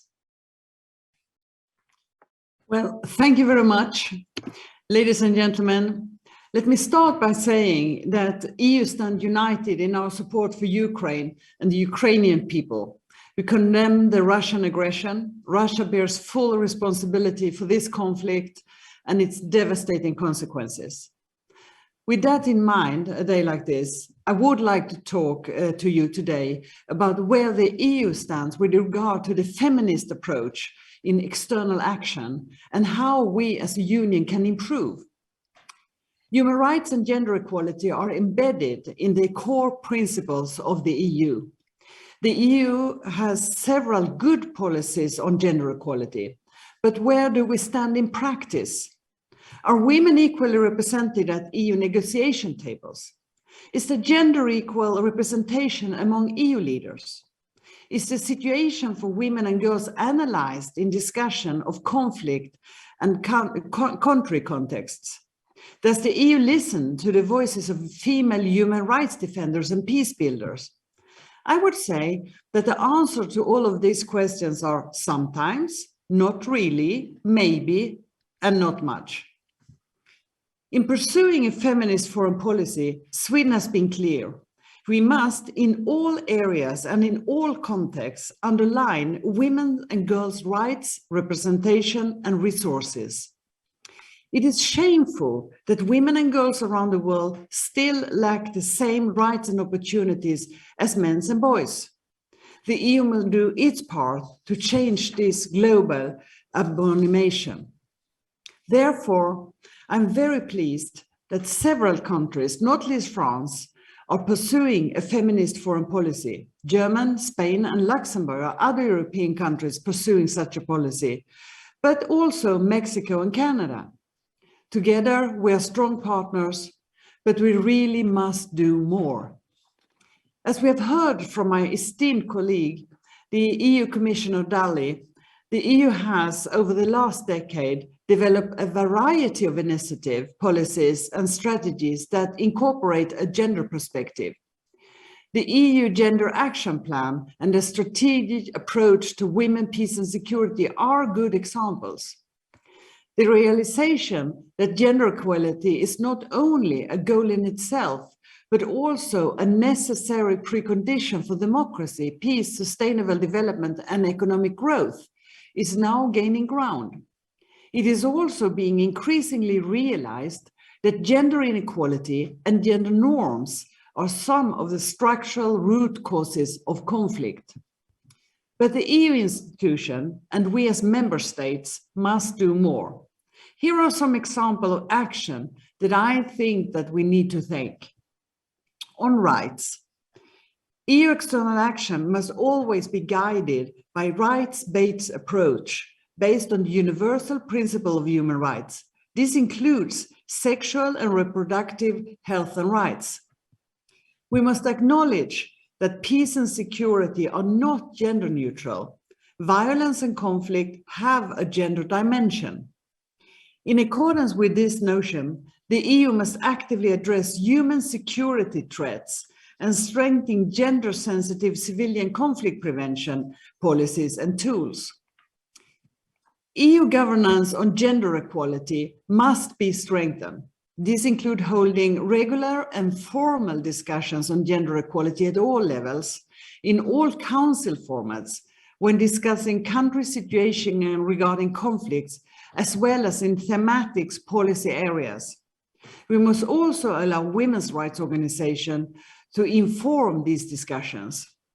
The EU must continue to enhance the implementation of the EU Gender Action Plan in all external relations and at country level. The links between the GAP and other relevant policies, such as the EU Global Strategy and the Strategic Approach on Women, Peace and Security, must be assured.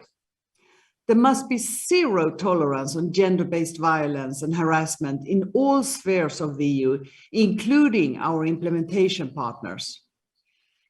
On representation, the EU should ensure gender parity in EU external action at all levels. These include leadership for gender equality and including gender equality in work descriptions and guidance for managers. In mediation processes and peace negotiations, women must be better represented and the situation of women and girls in conflicts must be analyzed. We must enhance dialogue with and support to women's rights organizations and feminist movements. By doing so, the EU will gain a broader and deeper analysis of global security and development issues. On resources, as a guiding principle, we must ensure adequate financial resources for pursuing gender equality through gender budgeting, for example. Gender equality must be pursued in country strategies, missions mandates, and dialogue with partner countries. It must be based on sex and age disaggregated data. The EU must enhance institutional capacity for gender equality. This includes appointing gender focal points in all EU institutions and their units. It also includes developing routines and tools for gender mainstreaming, capacity building and mentoring for women's leadership, female negotiators and mediators should be strengthened. Ladies and gentlemen, leading up to the Swedish presidency of the Council of the European Union in the spring of 2023, and afterwards, Sweden will continue to push the EU towards a feminist foreign policy. This will also be connected to the Global Generation Equality Initiative, an initiative that France, together with UN Women and Mexico, so successfully started in 2020. Among other things, we will also advance our experiences from our term at the UN Security Council and our chairpersonship at the OSCE. As a chairperson of OSCE last year, it was my top priority to defend the European security order and uphold the OSCE comprehensive concept of security. This includes increased gender equality and, not least, the economic empowerment of women and girls. Therefore, the Women, Peace and Security agenda was a guiding theme of our chairpersonship. Women, Peace and Security was integrated in all part of my field visits, including meeting with women's rights organizations and in my bilateral meetings, as well as in mandates for special envoys and crisis management mission. I established an advisory group on women, peace and security to support the chairpersonship. Additionally, our efforts to strengthen women's economic empowerment were also framed as an enabling factor for women's active engagement in conflict resolution. Ladies and gentlemen, the EU is yet to adapt a truly feminist foreign policy. But it's certainly clear that democracy, peace, sustainable and economic development cannot be achieved if half of the world's population is repeatedly left out and discriminated against. The EU as a global actor and its member state must show leadership in this respect. Right now, we are scaling up our humanitarian support to Ukraine. We are working with the EU, the UN, and the ICRC to alleviate the distress and suffering of the Ukrainian people. Women and girls' rights representation and resources have been a cornerstone of Sweden's support to Ukraine over many years. That will remain the case during this crisis and beyond. Thank you very much for listening. Merci beaucoup pour, Thank you very much. Thank you very much for having really set the stage. You spoke about feminist diplomacy for the European Union, and I would also like to take note of the fact that we still have work left to be done. Let's start with the debate for this roundtable. We have three very different points of view. We have a a German MEP, we have the Director of UN Women Brussels, and we also have the Ambassador and Secretary General of the French Forum Génération Égalité. We are going to be starting with Anna Neumann. Let me know if I've got your name right. You are the German MEP and you're part of the Alliance. You have been at the Parliament since 2019 and you're the Vice President of the Subcommission for Human Rights, but also LGBT rights within the Commission. So how would you define feminist diplomacy within Europe? What do you think that this should look like on a European scale, but also on an international scale? First of all, good afternoon, and thank you for having me here and posing this very direct question. I think overall, my pre-speaker, Anne-Linde, did a very brilliant explanation of lining out what a feminist foreign policy is, but also how we can translate it on the European level. Maybe to go one step back from concrete measures, like when we talk about representation, when we talk about resources, when we also talk about whom do we talk to. For me, the core of a feminist foreign policy is to identify, first of all, the discriminatory structures, the marginalization that we have inherent in our foreign policy at the moment. So for example, if you look at who sits at the negotiation tables, It's usually the boys with the guns who fight to conquer certain areas of a country. It's usually not the people that for decades fight for peaceful solutions, those that run to help when kind of constructive engagement is needed. And by having this set up at negotiation tables, for example, we kind of incentivize a more militaristic approach to conflicts. But it's also of who sits not at the negotiation table when it comes to different ethnic groups, when it comes to different racial groups, when it comes to different sexual minorities as well. So the idea behind the feminist foreign policy for me is to be transparent about the structures of marginalization, discrimination that are inherent to foreign policy as they are done at the moment, and then trying to see how can we counterbalance that. And maybe to give you one example that was very emotional for me in the last 6 months, it's the case of Afghanistan. For the first time when it comes to Afghanistan, we managed to move the issue of women's rights up on the priority agenda. So in the past, it was always that women's rights did not feature high on the priority agenda. This time they featured high. In the past, it was often that people said, but we don't have enough qualified, outspoken women in these societies. Well, in the case of Afghanistan, this is clearly not true. We had women negotiators with the Taliban, with the first Taliban negotiations. We have these amazing outspoken political women. We have these amazing outspoken women's rights defenders.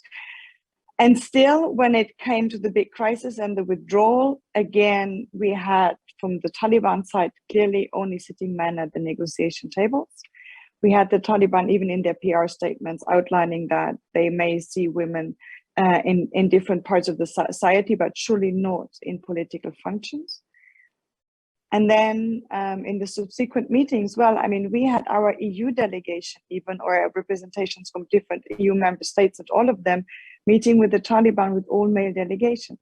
How do you make the point with people like the Taliban that women have a space in politics if you show up yourself with all male delegations? So it's these kind of daily things where the big principles in terms of representation, resources and rights, and these nice action plans, they really have to withstand reality. And what happens if we do not take that seriously? I mean, I was happy Anne-Linde started her speech with the situation in Ukraine. If you want to see the incarnation of toxic masculinity going wild, that's Vladimir Putin. And that's why altogether we need to continuously step up and confront such kind of behavior from the very beginning. Alors, vous parlez... C'est bon. Alors, very well. So you have mentioned diplomacy from a military point of view, military fight, but that's not the only thing, the only measure. There can be other measures for foreign feminist diplomacy. For example, GAP3 action plan for gender equality in foreign affairs. It also deals with migration policy, humanitarian help, and trade policies. And this is all important in Afghanistan, but also in Ukraine. The Gender Action Plan 3 is the cornerstone of the European Union moving towards more gender equality or even a feminist foreign policy. And what is key is that we not just look at the sector of, let's say, military or classical diplomacy, but all our fields of external action. To give you an example, when it comes to migration policies, because we don't have legal pathways into the European Union for migration or refugees, especially for refugees.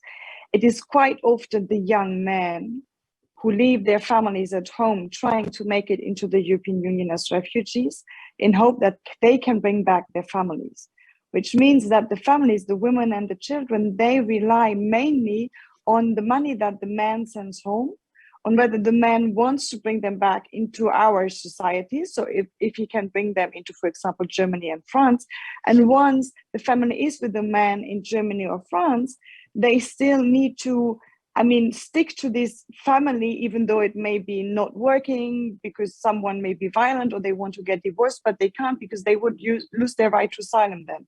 So by the migration policy that we have at the moment, we kind of reinforce paternalistic structures that we then blame these people for having. So that's what I mean by we need to look into all our different policies and check to what degree they may be, even unintentionally, or just because we did not reflect on it properly, work against gender equality or our vision of a feminist foreign policy. Vous venez de citer l'exemple des You have migrations. just mentioned migration. There's also trade policy. We are seeing it with Ukraine. Trade policy, economic measures can be part of diplomacy. Do we have tangible examples? Can Europe use economic sanctions or trade sanctions to fight against countries who do not respect women's rights?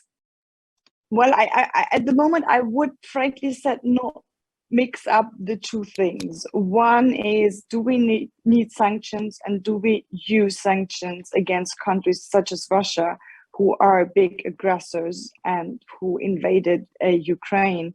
And I think even with the sanctions that we impose on Russia, we need to make sure that they don't have an unintentional side effect on gender equality. So, for example, that the sanctions that we impose do not disproportionately or directly target women, but really focus on the oligarchs and those who started this war, who, if you look, for example, at Putin's security cabinet, clearly were not too many women.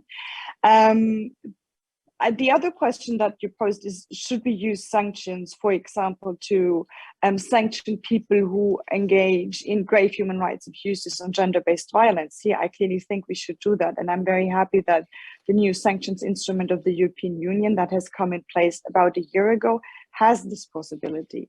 So to also directly sanction people, politicians, entities that commit grave human rights violations and gender-based violence. So far, we have not seen these sanctions used for this specific case, but I think in the near future, we will see that. Très bien. Et alors, si vous deviez Very choisir... well.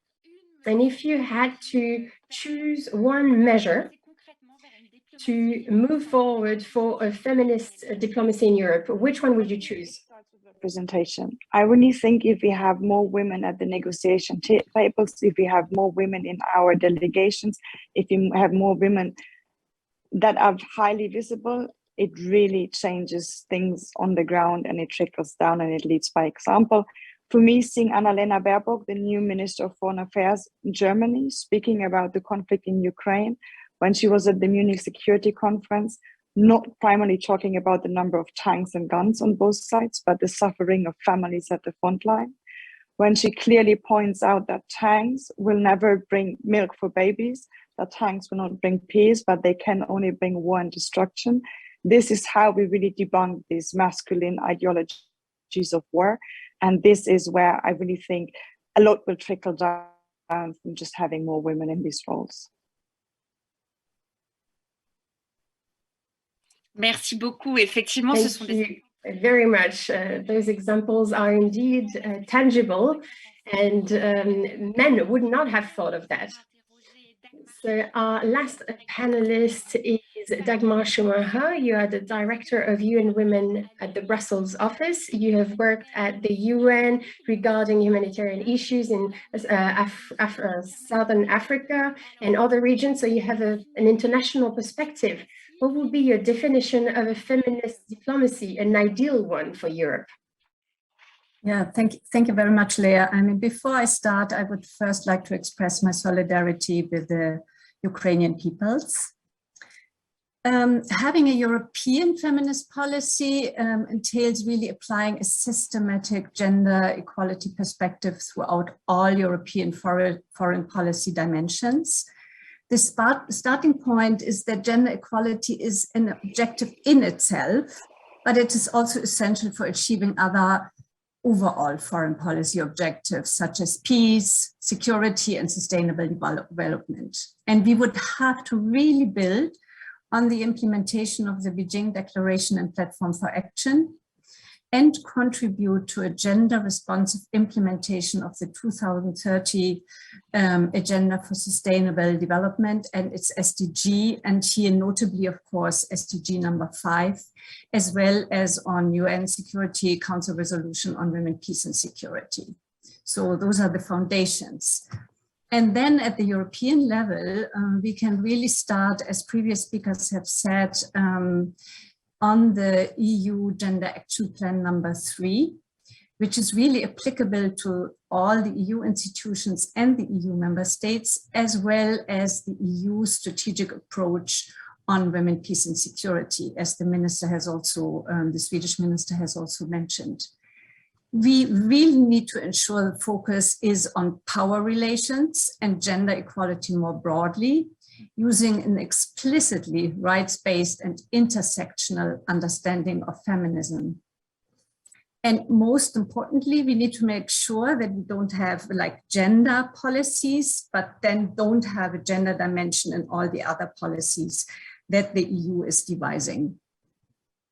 So a strong European feminist foreign policy from our perspective encompasses three main principles. First, leading by example. This means building on and reinforcing on the EU Gender Action Plan number 3 targets of establishing gender responsive and gender balanced leadership at top political and management level, and to really ensure parity in all the different bodies. But this also includes a representation of a feminist civil society throughout the policy-making process. Secondly, ensuring adequate human and financial resources. This includes ensuring increased numbers of gender advisors, gender equality training for all staff, including managers, and sustained efforts to promote diversity in human resources management and recruitment, mentoring, and professional development. And this includes robust training and coaching. But it also, and this is most importantly, importantly includes allocating the financial resources needed to implement the policy choices, including the implementation of robust gender markers and gender responsive budgeting and foreign policy budget allocations. And here again, we can build on Gender Action Plan number 3 with the 85% and 5% target. So this is really important. And then thirdly, it's demonstrating accountability, reporting and monitoring, having a clear accountability and reporting mechanisms, frameworks and timelines to really track progress and to make sure the reports will be made public so civil society can also comment on it. And then in addition, I just want to underline again the importance of, and it has been also said by Hannah, it is really important to implement the Gender Action Plan to really disrupt patriarchal and male-dominated power structures across all of its levels of influence. And this should be informed by the voices of feminist activists, groups and movements, and not to lose sight of intersectionality. And my last point is, and it has been also alluded to before, it's important to really do the analysis all the time and to do gender assessments before we take our decisions. This has to be a key component of a real feminist EU policy. Merci beaucoup. Alors ça, ce sont les... Thank you very much. So those are the foundations and the rules as a starting point, but some questions might be raised, more targeted regarding foreign affairs.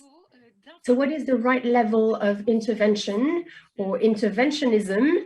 I'm using both words on purpose to know when and where we should take action internationally for women's rights in the EU life. Yeah, I would say always, and it should be really a coherent and holistic approach and needs to encompass all auspices of foreign policy and international relations, including in the political, economic and social sphere. So first, I want to repeat, I mean, it's this reaching parity in decision-making bodies within the organization, but also in events, in peace negotiations, thus really ensuring a very strong women's voice at the table. Secondly, and we heard that, a very strong focus on women, peace and security, also of course looking at the overall defense policies. I mean, we are 20 years after the adoption of the Beijing Declaration and Platform for Action and the UN Security Council resolutions. We have now the new Women, Peace and Security and Humanitarian Compact under the Generation Equality Forum. And that really calls for a redesign of peace and security and humanitarian processes to systematically and meaningfully include women and girls, including as peace builders, I mean, in their role as refugees, other forcibly displaced and stateless women and girls. And they have to be included in the decision-making that impact their lives. So here we are really happy. We have this new compact and I can really only encourage everybody to join. My third point is, of course, also real feminist humanitarian action, going really beyond the lens of vulnerabilities and bring empowerment and participation more forcefully into the agenda. And I think we have seen that right now also in Afghanistan. Then fourthly, the interaction with home affairs, I mean, such as, and Leah, you have alluded to that already, on migration and refugee policies. Fifth, the feminist trade and economic policy, really often forgotten, but such an important cornerstone to really ensure that trade policy and trade promotion activities benefit women and men equally and do not reinforce the gender divide, and ensuring a gender analysis and gender lens of all trade agreements is pursued. And then lastly, and we are also happy to see more and more countries go into that, is feminist development policy, which really targets bilateral, multilateral policies and engagement, and which has a very strong focus also in engagement with civil society. And here, of course, also the issue of climate action is key. And I do want to allude here to the upcoming Commission on the Status of Women, which for the first time has that topic as the major theme. And many of us will be in New York or will be connected to that discussion.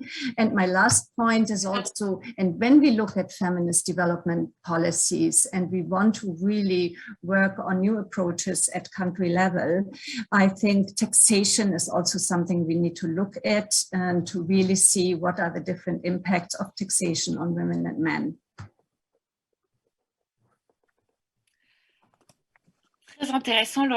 Very interesting. Unfortunately, that last point is not part of our conference today, but I would like to ask you one last question. Country by country, we have been saying that feminist movements unfortunately do not have enough funding to help promote gender equality. So how can we prioritize to help women within our countries and also help women internationally? Mm-hmm. Yeah, I mean, here the focus needs to be on real, very targeted gender responsive budgeting. I listened to the speech of the new development minister of Germany just a couple of days ago in the German parliament, where she said we need to really make decisions to retarget funding to ensure that we can really make sure we have the necessary resources to implement a feminist development policy. So it's a political will to really look at budgets from a different perspective and to apply the gender responsive lens. Merci beaucoup pour Thank you very much for your answer to this question. Now, let's turn to Delphine Erd. You are the ambassador at the Secretary General for the Generation Equality Forum. You were also a member of a representative of a French political group and a member of parliament. So this is an important time right now for France. Emmanuel Macron said in January that the right to abortion should be part of the EU Charter on Fundamental Rights. So how are you contemplating the French presidency of the EU? Good afternoon, everyone, and I would like to thank the High Council for Equality Between Men and Women for the initiative. It's very important for us to be able to talk about this important moment. As you know, the French presidency was, and the meeting today has also been impacted by or affected by the Ukrainian crisis. And I would like to also talk about the solidarity that we would like to show Ukraine. Different initiatives have been taken and will be taken, and they are going to be announced next week during the International Day of Women's Rights, and also by the Minister of Foreign Affairs, the Minister in charge of equality between men and women, and this within the framework of the French presidency of the Council of the European Union. I would like to come back to the idea of feminist diplomacy. You spoke about the fact that France is one of the 6 countries in the world that has adopted feminist diplomacy, the theme of this conference today, this afternoon. And it may be one of the first things that I can say is the following. If we think about the 6 countries that have adopted feminist diplomacy, 4 of them are Europeans. And in order, Sweden, we heard from the Swedish Foreign Affairs Minister, Canada, France, Mexico, Spain, and Luxembourg. With the exception of Canada and Mexico, 4 of these 6 are European countries. We don't have feminist or European feminist policy, any formal European feminist policy. Why? Because if we think about the diplomacy acts of the European Union, there haven't been any announcements made, despite the very interesting works in the report that was published by the deputies and the Deputy Anna Neumann. There have been no measures adopted officially for feminist diplomacy. But this does not mean that this is not on the agenda and at the initiative of France, Sweden, but also Luxembourg and Spain and other countries, for example, Germany in its current government, the Netherlands, in Finland, or other European countries. We haven't yet got collaboration between the different member states. De l'Union dans son ensemble, qui est incarnée par les 27 États membres, embodied. Et systématique un angle féministe, un angle égalité We des need to put in a feminist angle because we're talking about the well-being of diplomacy. And if we also need to ensure that we have the same reading, the same understanding of feminist diplomacy, because if we're looking at Sweden, Canada, Mexico, Luxembourg, Spain, and France, as my colleague Dagmar Schumacher from the Director of UN Women Brussels, we need to mainstream women's rights, but also equality, gender equality, with all the different components that come into play when thinking about European or international gender policy. For example, can we look at development? And here we will have very specific objectives from an impact point of view, impact on financing development for gender equality, but as was mentioned with the questions of sanctions, we could also think about the free trade agreements that the European Union has been concluding with other partners. We can talk about economic policy, environmental policy of the European Union, policies, the trade policies, cultural policies, and so on and so forth, security, migration. These are things that are coming into play, especially when we think about the Ukrainian conflict, but others as well. We want a transversal approach, a cross-cutting approach. And if I come back to what was mentioned earlier, we should call on other member states who don't yet have feminist diplomacy in place to do the same thing. I know that some of them will be looking at doing so. And this is something that was mentioned with the current government. And we would also like to invite all of the different member states, not only from West Europe or Central and Eastern Europe, to adopt a feminist policy and also make this a reality for their external policy. Yes, we need to be able to show an example.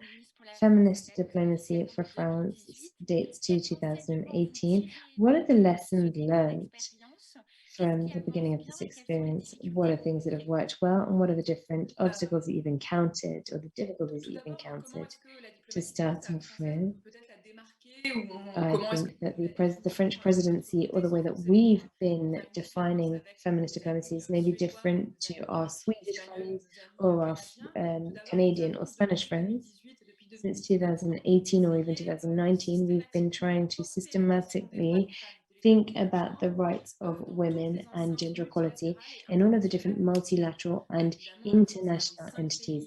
France is one of the 5 permanent members of Elle est the présente, elle UN siège Security également. Council. France also sits on the Human Rights Council in Geneva and in all of the different multilateral bodies and international bodies. And every time that we have been at the instigator of a resolution, we've always tried to systematically include a minimum reference to the rights of women, of gender equality. And the first reflex, unfortunately, when it comes to diplomatic corpuses for foreign policy, isn't to think about gender equality, but to think more of a more masculine approach. And I think that we need to do this, and it's exactly what we're looking to do. What we did look to do at the G7, we worked with Biarritz, we looked at the different recommendations of the Advisory Board for Gender Equality, and also the Forum Génération Égalité that I was able to organize last year for France with UN Women and Mexico.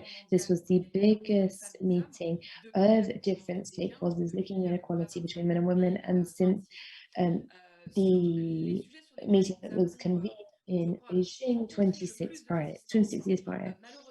All of these different subjects are important, and for sexual and reproductive rights, I think for the past 5 or 10 years, we've really seen a conservative wave. I think there has been an upscale of states and governments.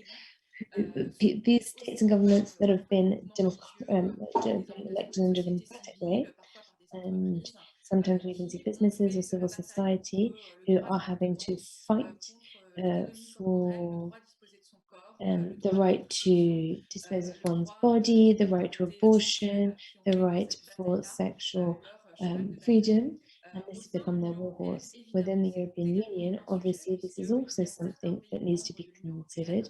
Some of the European member states are fighting against LGBTI rights, the right to abortion. You know them better than I do. I'm not going to name them. And therefore, some of the negotiations have not led to consensus. But France, with other countries and in the east, but also in the west of the European Union, is fighting so that we're able to maintain recognition of these rights, of the fact that you should be able to dispose of your body as you feel, and also of your sexuality. That said, when we think about economic rights, when we think about gender parity and the 2 directives that have seen the light of day, we made this a central point of the French presidency of the Council of the European Union. We had the fact that women need to be able to sit on executive committees, and we have seen within the French leadership that there has been or that there has been progress made, but we need to also remind ourselves that the pandemic and COVID came and threw a spanner in the works, and maybe the economic aspect will be needed to take into place. 35 years is what we've lost from a gender equality point of view because of COVID.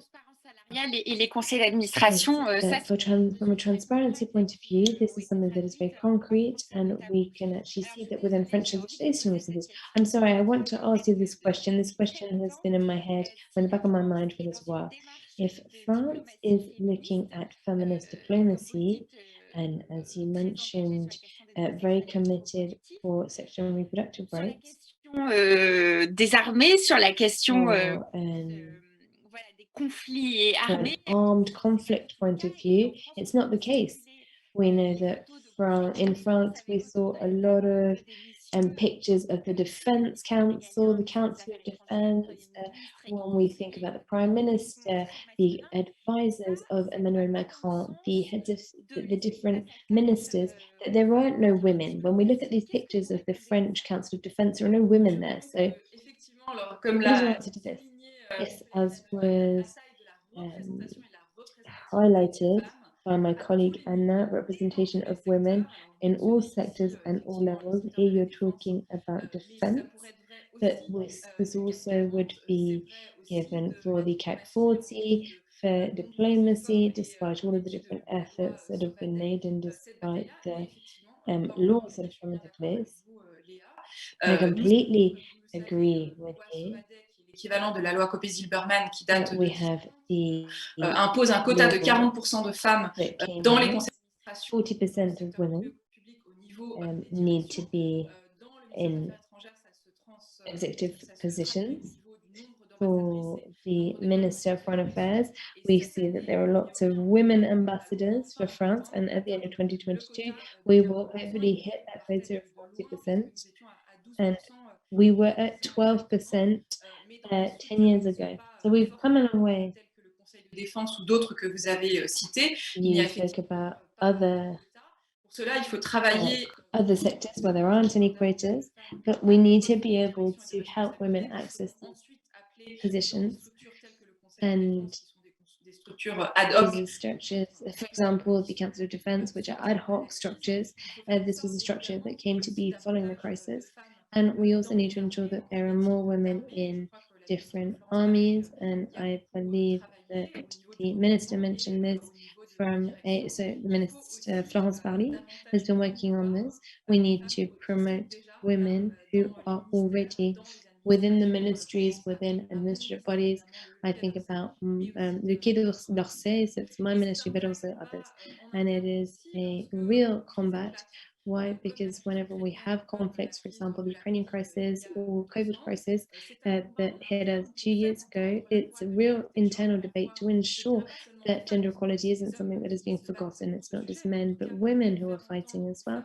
But we need to ensure that this voice is being integrated, that this angle is being taken into consideration, and that women's rights and feminist rights are also part of emergency solutions.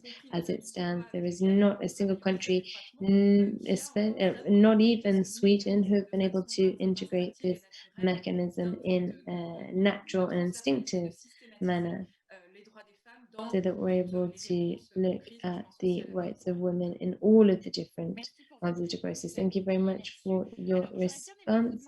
I would like to ask what a priority measure was for you, but I actually have a question that's come from the participants.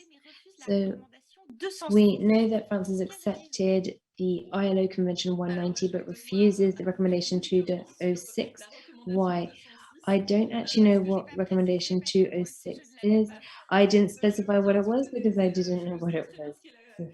So I know that ILO transcribes the ILO Convention 190. It was adopted in 2019.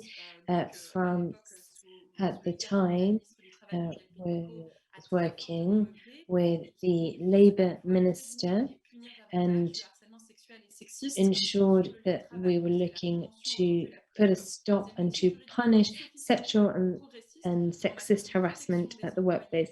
It is a convention that is in place today. It is something that is used from a legal point of view, especially when we think about those who are working from home, so that we're able to protect people from sexism and sexual harassment. I am delighted that it was mentioned in the question that France ratified this.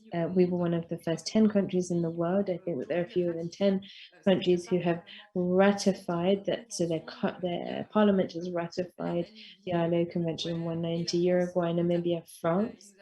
And we also were able to push other states within the framework of the forum to ratify and also to adopt this convention of ILO.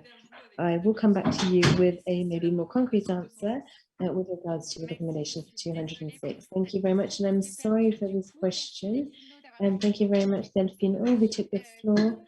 And I think that that's it for this part of the roundtable. We were talking about feminist diplomacy within the European Union. We do have two of our member states. We have Germany and the Netherlands who wish to give their 2 cents. Unfortunately, the 2 representatives have not been able to partake, but they have sent us a video message that we'll be looking at now.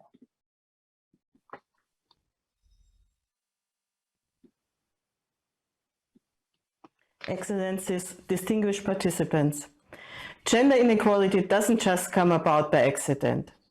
It is the result of discriminatory structures, norms, and role models. We will change these structures.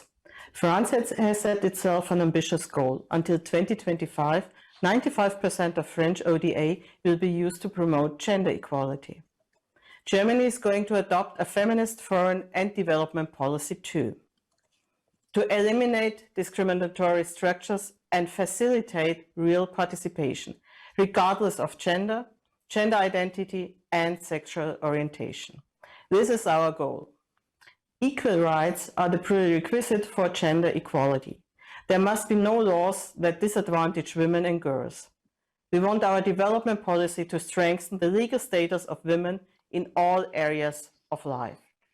We will invest more resources in order to achieve more gender equality, both bilateral and multilateral resources, based on cooperation with our partners and civil society in our partner countries. No decisions about women without women.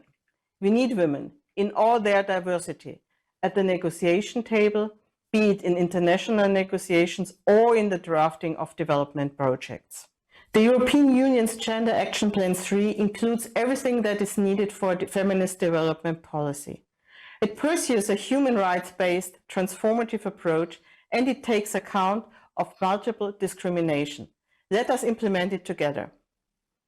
The European due diligence law too will particularly benefit women as they are most affected by starvation, wages, and violence in the workplace. We greatly welcome that. Let us make gender mainstreaming the standard procedure in all areas. Let us fill EU feminist diplomacy with life.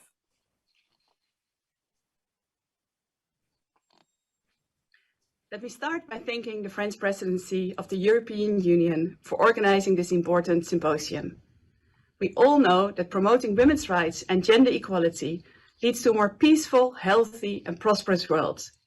Whether it's security, health, or economic prosperity, the answer lies in how we treat women and girls.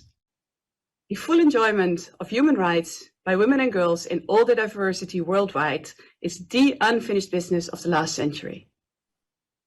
UN Women estimates that 47 million women and girls have been pushed into poverty by COVID-19. The pandemic also caused an increase in domestic violence and an increase in gender inequality on the labor market.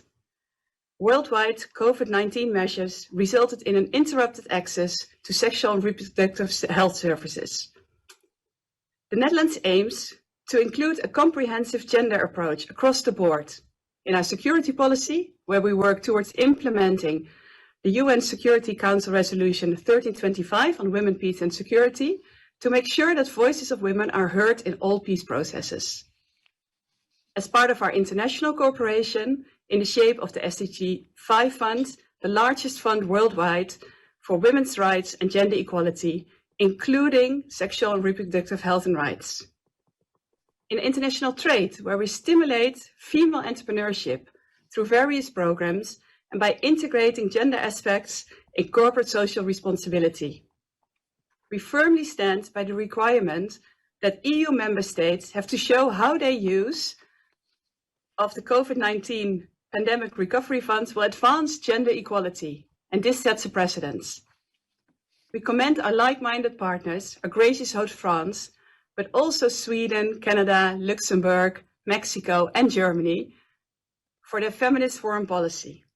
We are keen to continue our close working relationship with these countries. We will continue to work closely with the European Commission and the Council to implement the EU Gender Action Plan 3. And we will continue with our strong bond with our partners from the South, particularly women's rights organizations and feminist movements who are upholding feminist principles. Because let's not forget, women are more affected by the current crises, but they also hold the key to solving those crises. Merci. Merci beaucoup pour Thank you very much for those messages by video.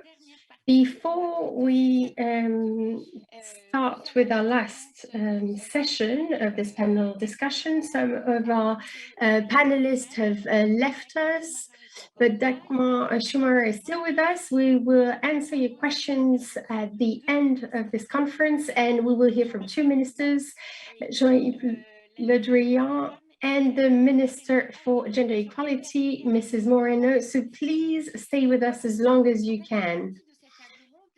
So in the last part of this panel discussion, we will talk about specific demands of feminists in and outside the EU for European feminist diplomacy. We wanted to give a voice and hear the voices of great witnesses from the civil society or representatives of associations to talk about their experience, their difficulties related to women's rights, sexual and reproductive rights, and all the topics we've mentioned today. So I will now yield the floor to two women who are telling us about the crisis in their countries regarding women's rights, two very different countries with their specificities. First, Tatiana Mukanire. You come from the Democratic Republic of the Congo. You are an activist fighting against sexual violence. You are a victim of sexual violence. You are also a national coordinator for the National Movement of Survivors of Sexual Violence. And you have published a book on this topic, Beyond Tears. So could you please tell us what the situation is in DRC. Could you please elaborate on the difficulties and what is the specific situation of women in your country? Thank you. Ça fait plus de décennies que mon pays l'a. It's been decades that the Democratic Republic of the Congo is going through wars, conflicts, and unfortunately the number of women being raped is very high. Le tissu social. And their objective, the objective is to dismantle the social network. On essaie de nous montrer we are survivors, but people tell us that we are to blame. But it's not our fault. We were in the wrong place at the wrong time. Can you imagine? You've been raped, your genitals have been mutilated. It wasn't for an actual purpose. It was to destroy your intimacy. At some point, we feel like we were subhumans, if you will. No one is concerned by what we went through. After 25 years of massacres, the international community is turning a blind eye to what we have gone through. You have mentioned the book I have published. This book is called Beyond Tears. Why? Because at some point we have noticed that no one was talking about survivors' stories. No one knew what we had actually gone through. So I'm talking about this trauma and the people who have gone through this trauma, just like me, and who don't have a voice. Patriarchy in my country said that it was useless for us to have a voice and make our voices heard. Many women in our country are illiterate. In Wakatanga, a mining region,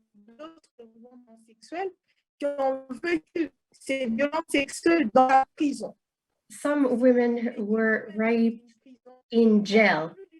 So they put you in jail for over a week. 55 women were raped by over 150 men. So you can imagine how traumatizing that is. And justice is not helping. Women are blamed for what happened to them. So I feel like we are shameful witnesses. People do not want to hear our voices.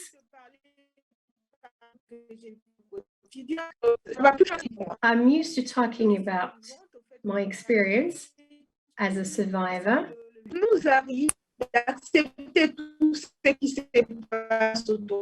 Unfortunately, the sound of the speaker doesn't allow for interpreting right now. Feminicide is a reality, is a daily reality in our country. A month ago, the wife died because her husband didn't want her to be a feminist leader. He felt that his wife was a threat to him, and he was an activist for the Congolese army. He was supposed to raise awareness on those issues, and he killed his wife. So the situation in my country shows that the world is accountable, responsible for what happened. There's patriarchy, but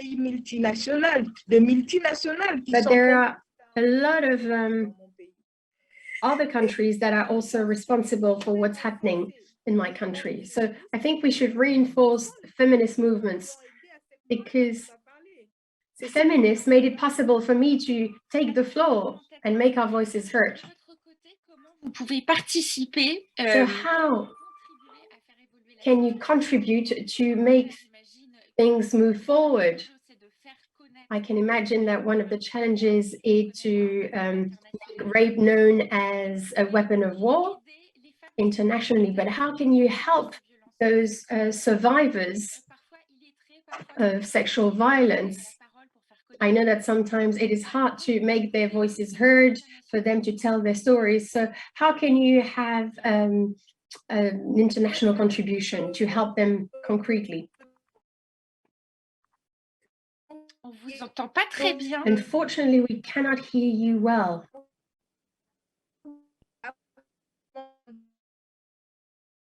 Est-ce que quelqu'un entend? Moi, j'entends pas du tout. Can someone hear our speaker? I cannot hear. Can you hear me now?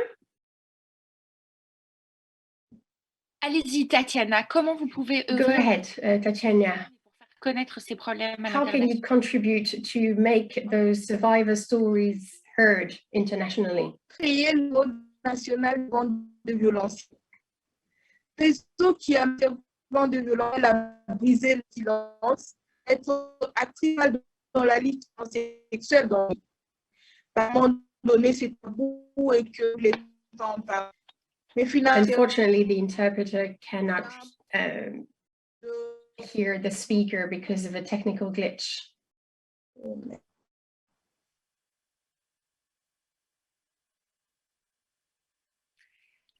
Moi, je n'entends pas du tout. Est-ce que du côté de la sorry, but I cannot hear Tatiana. Could we help Tatiana from a technical point of view?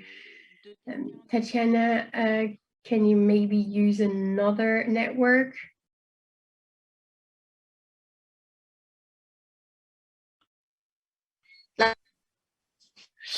Ok. Donc, ce que je vais faire, c'est que je vais... Well.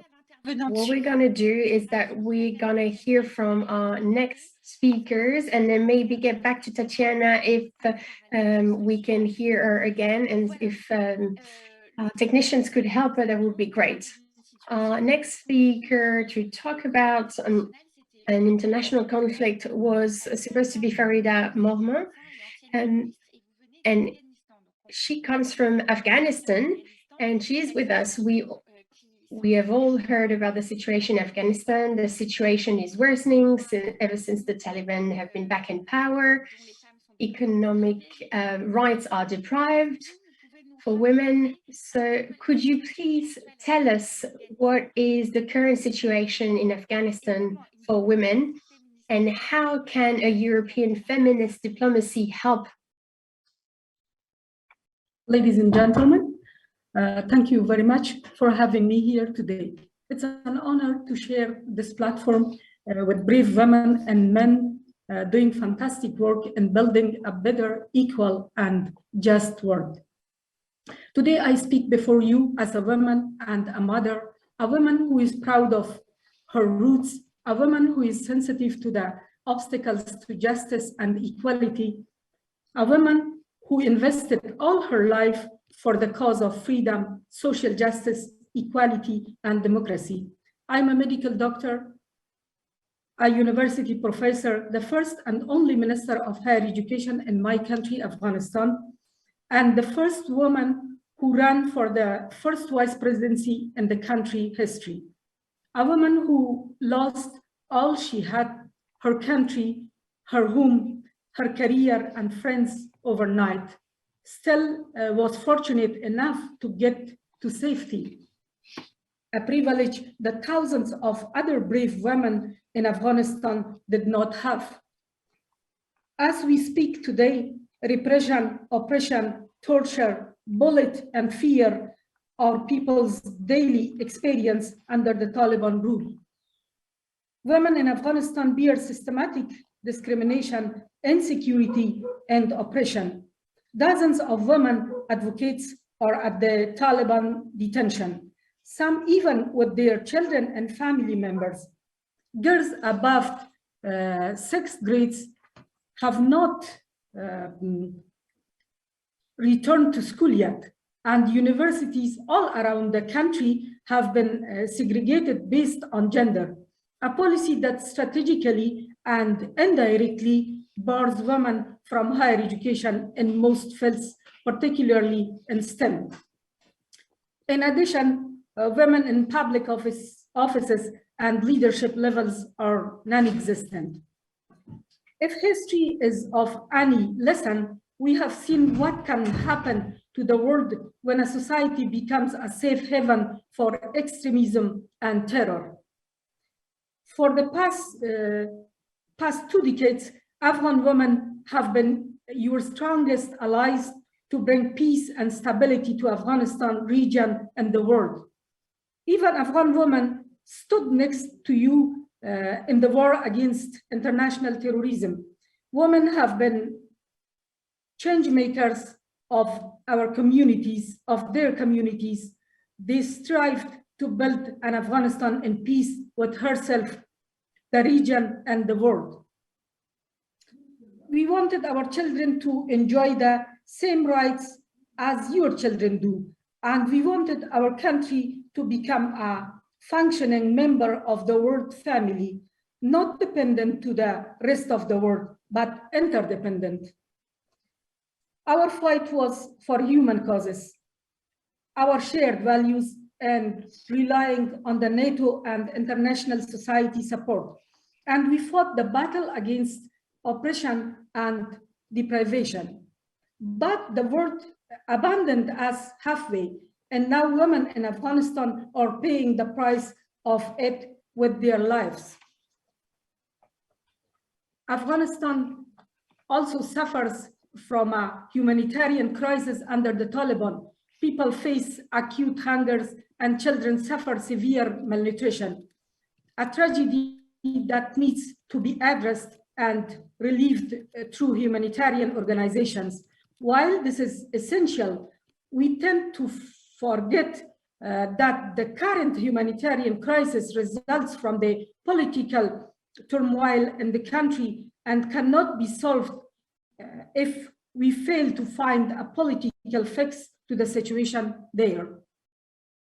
Reducing Afghanistan to just a humanitarian cause has endangered women's hard-won achievement in the past 20 years. We have almost made it convenient for the Taliban to ignore their part in the crisis and hide their lack of capacity to govern.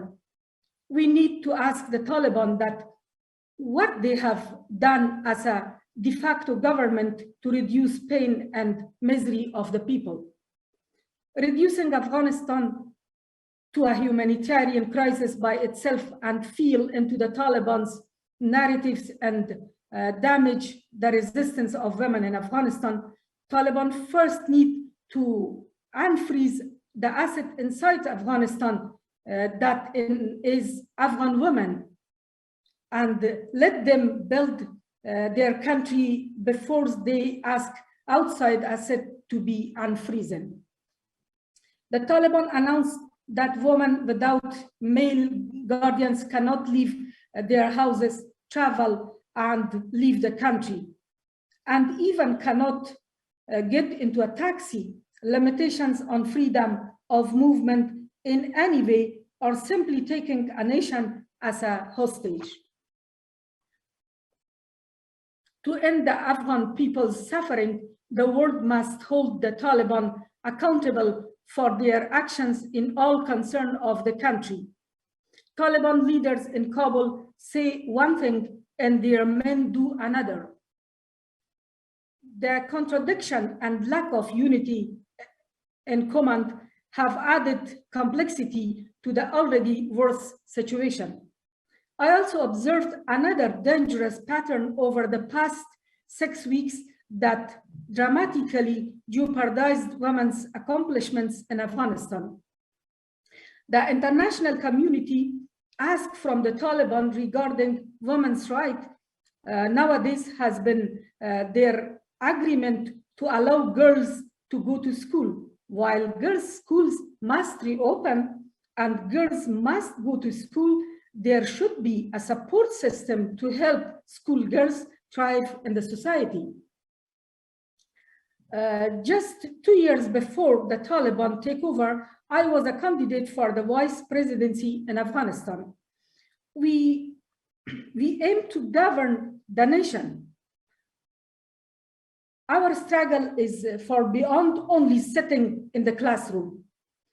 Our participation in the election and leadership has destroyed the myth built by the Taliban that a woman's place is in the house and it is shameful or dishonorable or socially unacceptable for a Muslim woman to work. Our constructive participation in the society has given women the moral strength to declare that it is socially correct for a woman to work and follow in our footsteps as working women and working mothers. The Taliban are only reality of hundreds of reality of Afghan society. We women are another reality of Afghanistan for larger and vital than the Taliban group. Any engagement with the Taliban must ensure Afghan women's inclusion and protection of their rights. Ladies and gentlemen, peace and stability cannot come at the cost of women's rights. We therefore urge the international community, particularly the European Union, to exercise your responsibility to ensure that the Taliban stops their anti-women actions and respect their civil liberties or citizenship in every sense. The political pressure should be exerted by the international community and the European Union to stop the Taliban from their atrocities and door-to-door searches of people's private lives.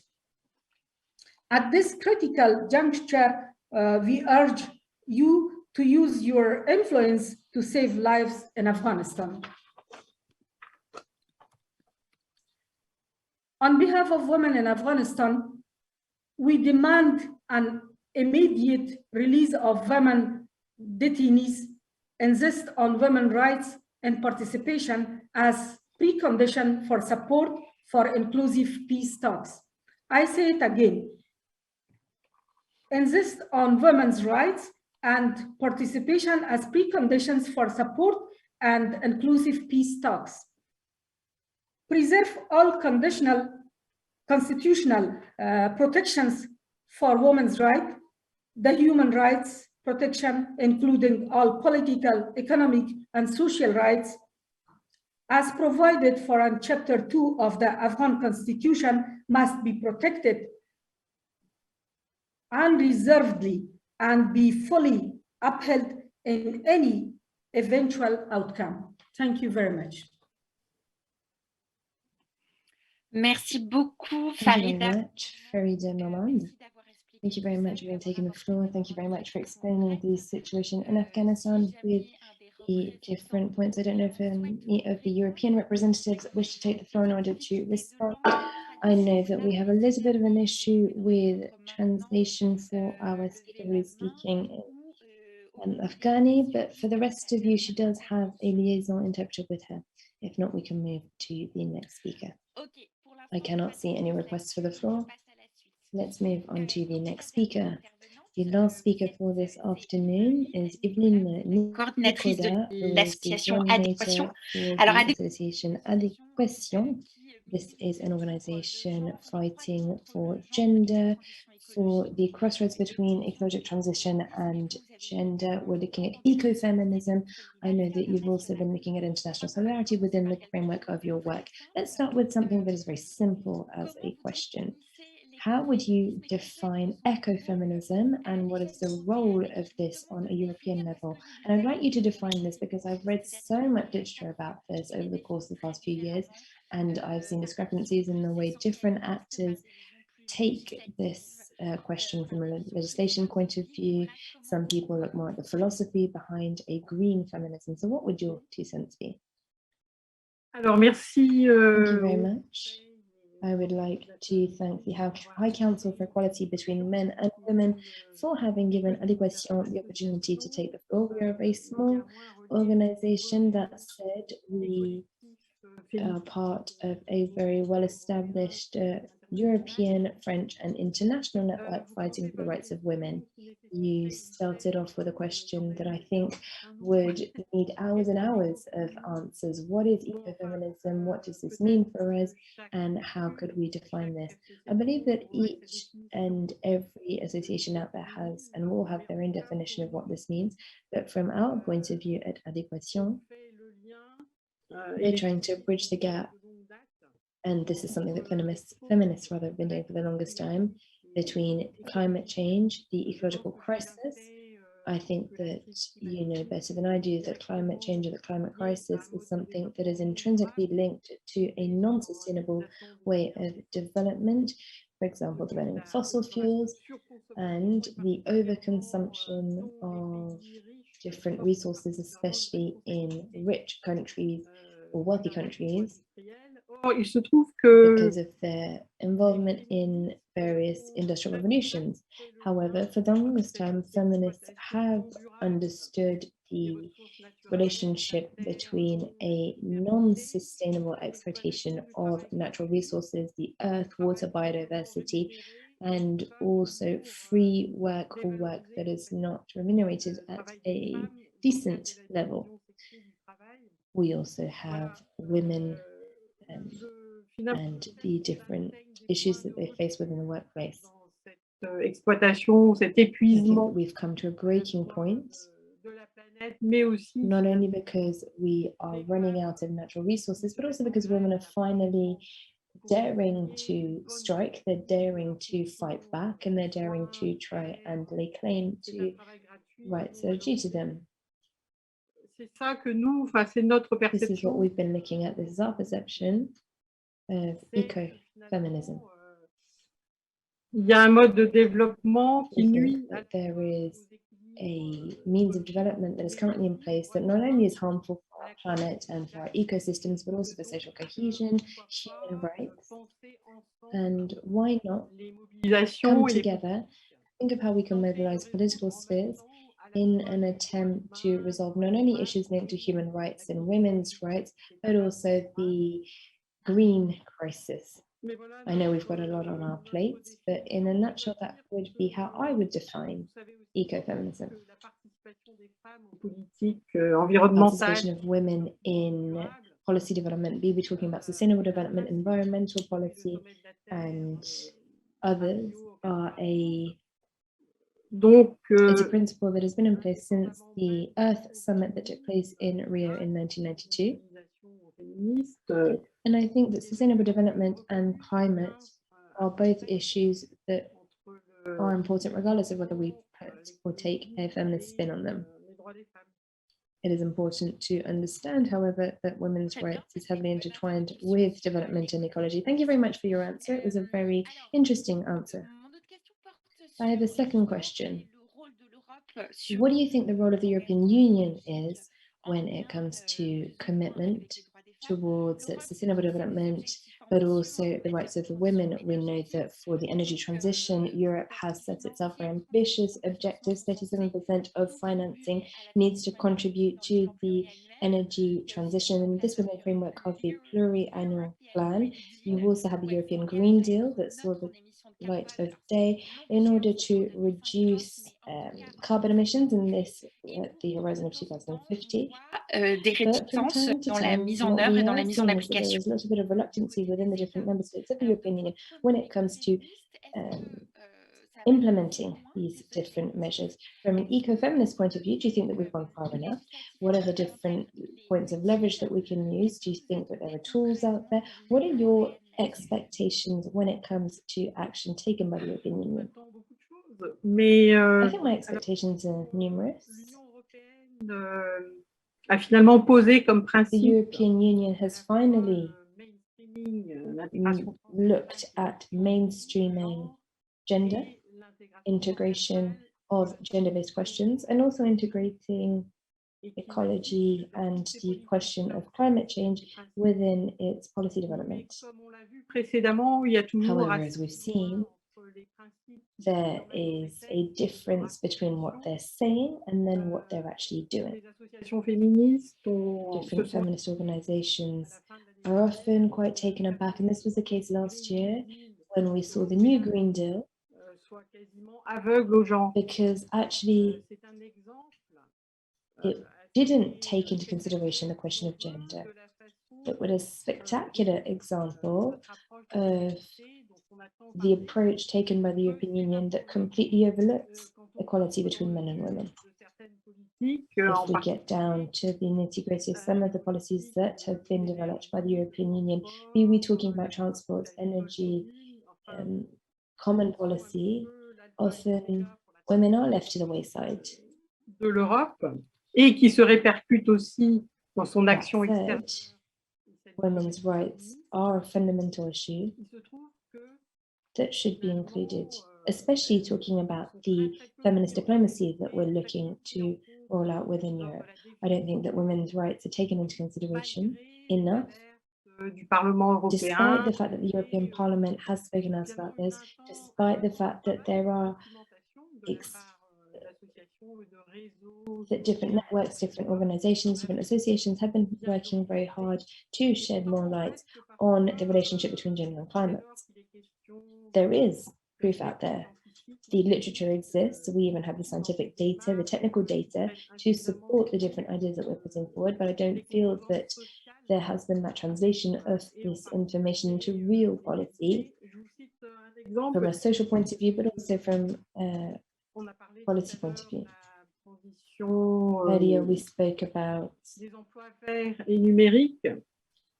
digital transition and the fact that we're now looking at jobs that need to be both green, but also digital. Even this idea of green employment is something that hasn't been defined in a non-technical way. When we think about the digital sphere or this industry, we tend to be looking at men providing solutions for a masculine or male-dominated environment. That said, when we think about green, the green transition, maybe we could also incorporate women. Be we talking from a European point of view or South-South cooperation. Travail de care, de soins, d'éducation, de prise en charge des for personnes. care workers, for healthcare, for education, for these types of skills? Why are we looking more at women, whereas for the digital side of things, we're looking at men? Par des femmes, pourquoi ne sont-elles pas définies et considérées And aussi parmi les emplois why isn't this being considered by the European Union? That would be a request that we would have as Adéquation. Donc déjà, These activities are greener. They don't emit greenhouse gases as much as the technological sector. And I think that these jobs also have a very positive impact on society.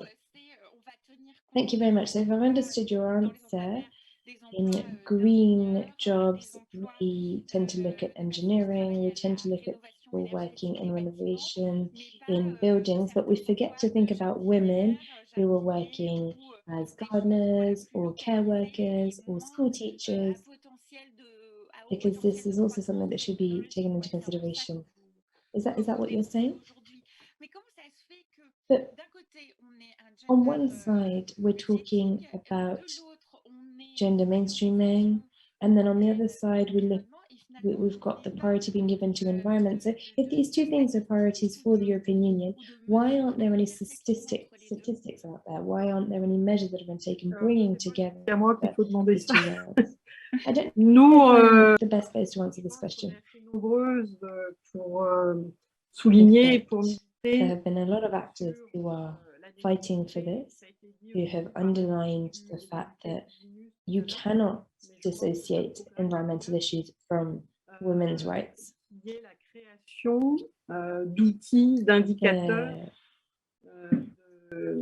The Institute in Vilnius created a tool with different indicators, budgetary procedures that marry together the environment and gender equality. We see that a lot of member states allocate budget to climate change and the climate crisis, but they tend to overlook the idea of gender equality. What we would suggest is bringing the two together, and this is easier said than done. Why? Because d'un cloisonnement des politiques. It would mean breaking down the different barriers between ministries. Yes, and different ministries, different commissions, different specializations. Okay. One of the other questions that could be asked is the following. From an eco-feminist point of view, do you think that green growth is a myth? Do you think it's something that exists? The different European initiatives look at increasing GDP, increasing employment. However, if we were to think about those who are plugging the green agenda, can we talk about growth being ecological or green? La croissance économique, quand elle est confondue avec la growth du produit is different to des pays. GDP growth, in my opinion. There are studies out there and studies that have been conducted for the longest time, and I know that people would be, all the different participants may not agree with what I'm saying. Actuellement, la façon de mesurer as it stands, how do we measure growth? Les catastrophes naturelles. Chaque fois qu'il y a de l'activité et des flux, c'est de la croissance. When il y a beaucoup de. It's about looking at different flows. It's about looking at supply, demand, the works that are conducted. La croissance ne soit plus l'indicateur numéro un. Growth, in my opinion, should no longer be the #1 indicator that political decision makers are taking into consideration when they're trying to develop policies. I think we need to look at wealth, we need to look at social wealth, we need to look at gender equality being a factor of human development. And you've also underlined, and you're right in doing so, that if we want to reduce human development, point de croissance. We also need to think about the impact that this will have on growth. Thank you very much for your answer. I've got a last question. This is the same question I've asked all of our other speakers, what would be the priority for you if we wanted to have true feminist diplomacy within the European Union? Can I give several answers? If you're quick, then yes. Je dirais qu'il y a une mesure peut-être If I were to name one measure, qui serait un principe de d'abord ne pas nuire. C'est d'ailleurs un principe aussi environnemental. I would say that we need to ensure that everything we do in the name of gender equality doesn't have a detrimental effect on the environment. We need to understand that when we think about European policies, everything that we do within the European Union always has a knock-on effect in countries in the global south. I could give you different examples of this. I could talk about agricultural or common agricultural policy. If we think about agriculture within the European Union, we're looking at a transition towards green agriculture. And if the European Union were to do this instead of looking at overfishing, overfarming, and all of the things that we're seeing within Europe, then this would also have a positive impact on those based in the global south. Ça entraînerait déjà, ça serait déjà un signal fort, parce qu'il y a aussi une notion. We need to understand that within Europe, everything that we do has an impact aussi par une plus grande cohérence. The indigenous communities Ici en interne, and avec les politiques, so pourrait passer par feminist diplomacy needs to be coherent, all the while taking into consideration not only the idea of equality between men and women, but also climate change. There are strategies out there are different measures out there. C'est beaucoup moins intégré dans la within plupart African countries. However, this isn't the case within European countries. If we want to look at feminist diplomacy within the European Union, I think that our starting point needs to be exemplary, to do as I do rather than do as I say. And il faudrait sans doute mettre l'accent sur la défense I would also des droits des femmes et en particulier des femmes défenseuses de think about how l'environnement. we can better protect women environmental defenders. Plusieurs dizaines de Year personnes in, year out, there are several dozens of people. I believe that last year, 20 women human rights defenders and environmental rights defenders were killed. So if we really want there to be true European feminist diplomacy within the European member states, we need to take that responsibility to be the whistleblowers, to talk about the issue with our partners in the global south. qui vient d'être récemment reconnu d'ailleurs par le Conseil des droits humains. We know that this issue was picked up on by the OHCHR. I'm sorry, I'm going to have to jump in here. Thank you very much for your answer. Thank you. Thank you very much. Unfortunately, we don't have a lot of time. Thank you, Evelyn, Nicolas, for having reminded us of just how important it is to defend and protect human rights defenders, especially women. That's it for this roundtable. And I don't know if Tatiana Mukanere is still with us because she was unable to finish her intervention earlier. However, we do have two ministers who wish to take the floor. We will then have a Q&A session. I can see a lot of questions in the Q&A section of Zoom, but please don't hesitate to continue asking your questions for any of the speakers who have taken the floor and who are still with us. Without further ado, let's look at Jaime Romiel.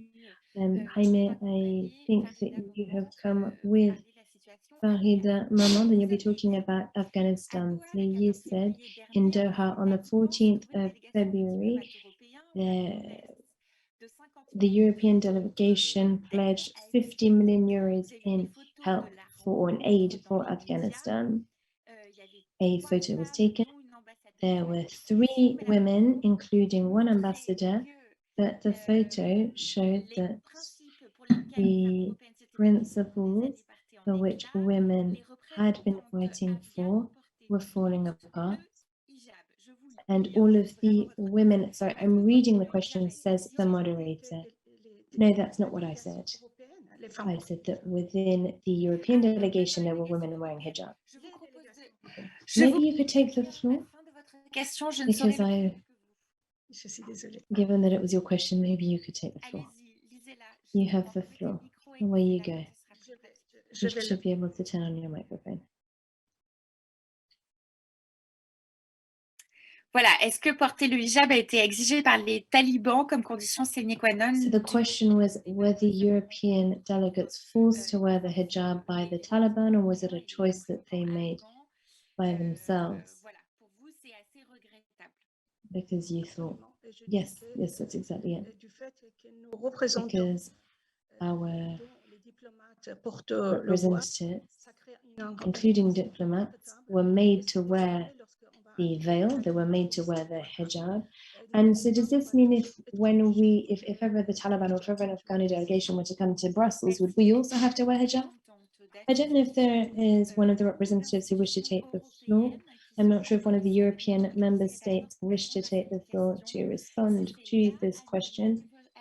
Please don't hesitate to ask for the floor.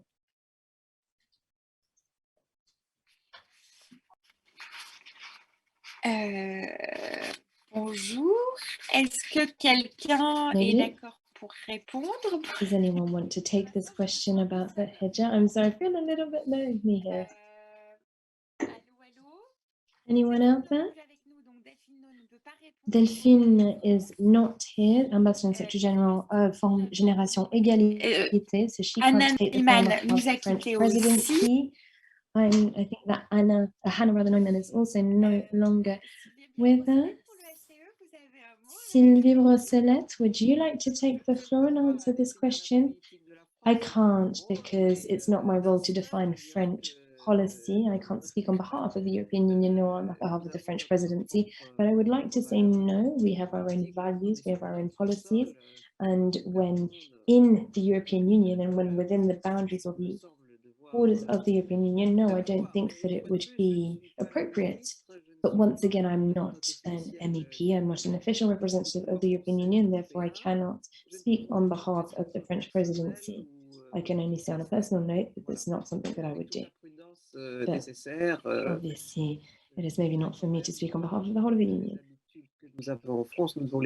We, as the French Republic, we have our own values and our principles, and that's the only thing that I can say. It's not because an Afghani delegation would like for women to wear the hijab that we will do so. Thank you very much.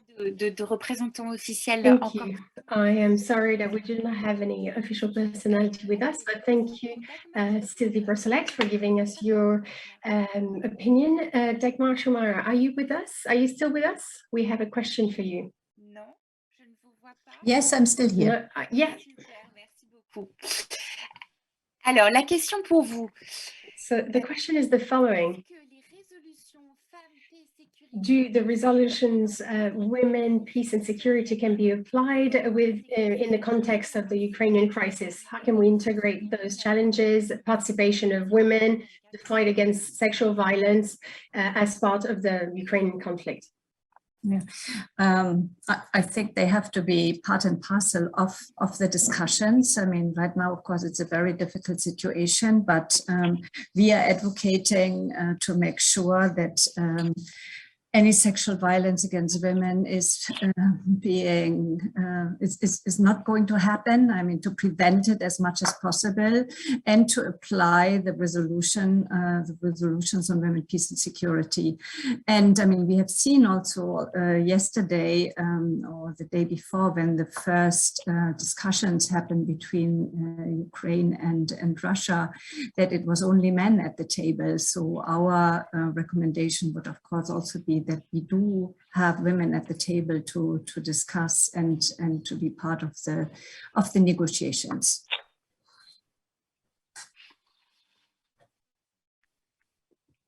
Très bien. Est-ce qu'il y a Very well. Do we have more questions for our speakers? I can see one. No, that's only a comment. Do we have more questions?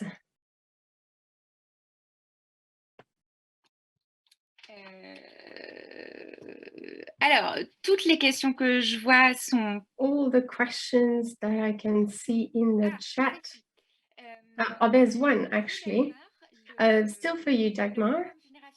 the Generation Equality Forum was co-hosted with UN Women. What concrete resolutions for feminist diplomacy have come to light? And where are we at in terms of implementation 6 months later? Yeah, thank you very much for the question, Leah, or whoever asked the question.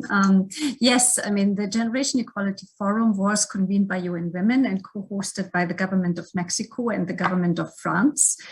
And what has been concretely achieved is we have formed a blueprint for real feminist action and pushing the envelope on gender equality through 6 action coalitions, plus a compact on peace and security and humanitarian action. I referred to that earlier, which really is asking for a feminist approach on the peace and security agenda. So overall, given that the action coalitions and the compact are very ambitious and are going beyond the usual on achieving gender equality, I would call it an overall feminist acceleration plan. So what is currently happening during the Commission on the Status of Women that is going to start in New York as of 14th of March. There will be a side event where the different commitments that were made by all the different stakeholders of the Generation Equality Forum will be presented. They have been validated over the last month, and also an accountability framework will be presented. And then we really look forward to very strong and forceful implementation until 2025. Merci beaucoup. Thank you very much, Dagmar. The next question is for Tatiana Mugardiri, who is with us. Tatiana, are you with us? Can you hear us? Oui, j'espère que vous m'entendez aussi. I hope you can hear me now. Yes, we can hear you very well. This is a complex question, but it's easy to ask. How can we better fight against the impunity of sexual violence offenders? Concrètement, comment on peut jouer un rôle du côté de during l'Union conflicts, and what is the role that the EU can play? En tant que survivante de ces As atrocités, a survivor, I will give you my opinion regarding those atrocities. Firstly, we need to acknowledge the facts, the crimes that are occurring in our countries or conflict-prone countries. Women's bodies are used for armies to instill fear. Ultimately, justice needs to prevail to guarantee that we see that those acts are not repeated. If those violent perpetrators continue, there will be no peace. This is one of our concerns, and we also need to encourage the fact that the system places women, and especially survivors of sexual violence, at the center of the processes. For example, if there's a project on sexual violence, women need to be placed at the center of this process. Meanwhile, we need to reinforce feminist movement, for example, the movement of survivors of sexual violence, so that it can play its role, for example, justice and compensation for survivors, and encourage those women to have access to areas where they are not allowed to play their role right now. This is where we should contribute. But specifically, the EU should help to place women at the center of processes, and that the recommendation of the mapping report are implemented. This mapping report is a UN report giving a census of all the crimes perpetrated in the DRC between 1993 and 2003. I don't think anything has been enforced. What can you do in your association to make sure this is still part of the debate and to make sure that the EU is interested in the ramifications of this report. We are advocating internationally to make sure this is implemented.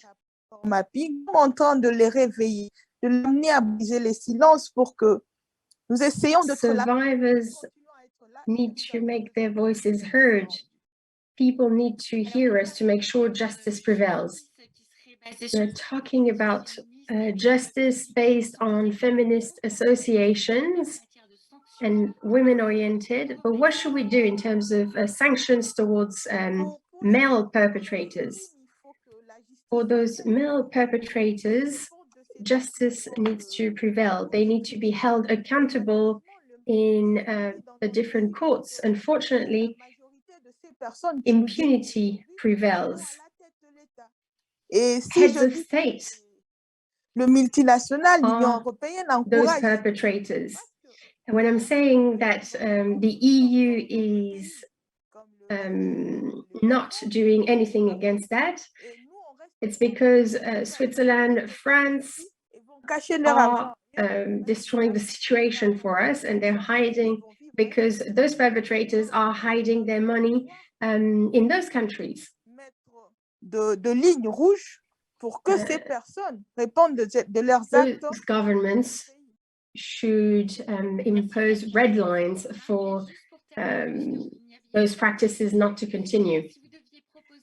If you were to mention one measure to improve gender equality, which would it be? En fait, une diplomatie féministe pour la RDC. For a feminist diplomacy in the DRC means reinforcing feminist movements, grouping them, encouraging women to have access to sectors where they are totally excluded. And it affects other countries as well, Muslim countries. And I think it is important that women have the opportunity to have access to sectors where they are currently marginalized and show that they are able to be part of those. Thank you, Tatiana, for describing this difficult situation in DRC and for being back with us. Now, let's turn to our conclusion. I think that Jean-Yves Le Drian, our Minister for Europe and Foreign Affairs, is online. You have been in touch with Marianne Chapal, the Secretary of State for Gender Equality. So you know about feminist diplomacy, and in spite of the difficult situation, you are with us. You now have the floor. Thank you, Minister. Présidente du Haut Conseil à l'égalité, President of the High Council for Gender Equality, ladies and gentlemen. First and foremost, I would like to applaud how brave Ukrainian women are. I want to share my thoughts for those of you who are who feel fear because of the current situation in Ukraine. And after the Russian bombings, I want to say that France is with you. We will be alongside you. We will listen to your needs. And we are aware of this. In all conflicts, there are biggest threats on women and girls' rights. We know it because we've seen it in the past. And as the president is showing, women's bodies and women's rights are often broken. I would like to reiterate our support for activists in Russia and throughout the world who are very brave. Women and girls' rights are one of the pillars of the freedoms at the heart of the European Union project. We are determined to be feminist. It doesn't mean that we have reached our goals. On the contrary, we want to remind everyone of the European demands. We have demanding wishes for our union. We want gender equality to be a reality in all areas of the European life. This is one of the priorities of the French presidency of the European Union. We are trying to make sure that discussions are moving forward and that legislative work is working along those lines. For example, salary transparency to make sure we fill the gap between men and women, and the representation of women within multinationals boards. We also have a demanding approach because gender equality still isn't a reality. The right to abortion is being challenged, and this is not acceptable. This is why we want to enshrine it within the EU Charter of Fundamental Rights, because this is a fundamental right for women, and it is about time that our Europe acknowledges it. We have this feminist demand because we need to lead by example. With our partners from the civil society, we want to meet today's challenges. Gender equality is a challenge on its own, and it's also a beautiful lever to meet other challenges, the population, the health crisis, and that is for that reason that humanism rhymes with feminism. That is why Europe needs to pave the way for feminist diplomacy. This means making headway in a world that is going through a rough time. I am underlining it for women and girls in Afghanistan who are continuing to defend women and girls in Afghanistan. Paving the way for feminist diplomacy means stability, giving answers to the threats faced by countries in the South.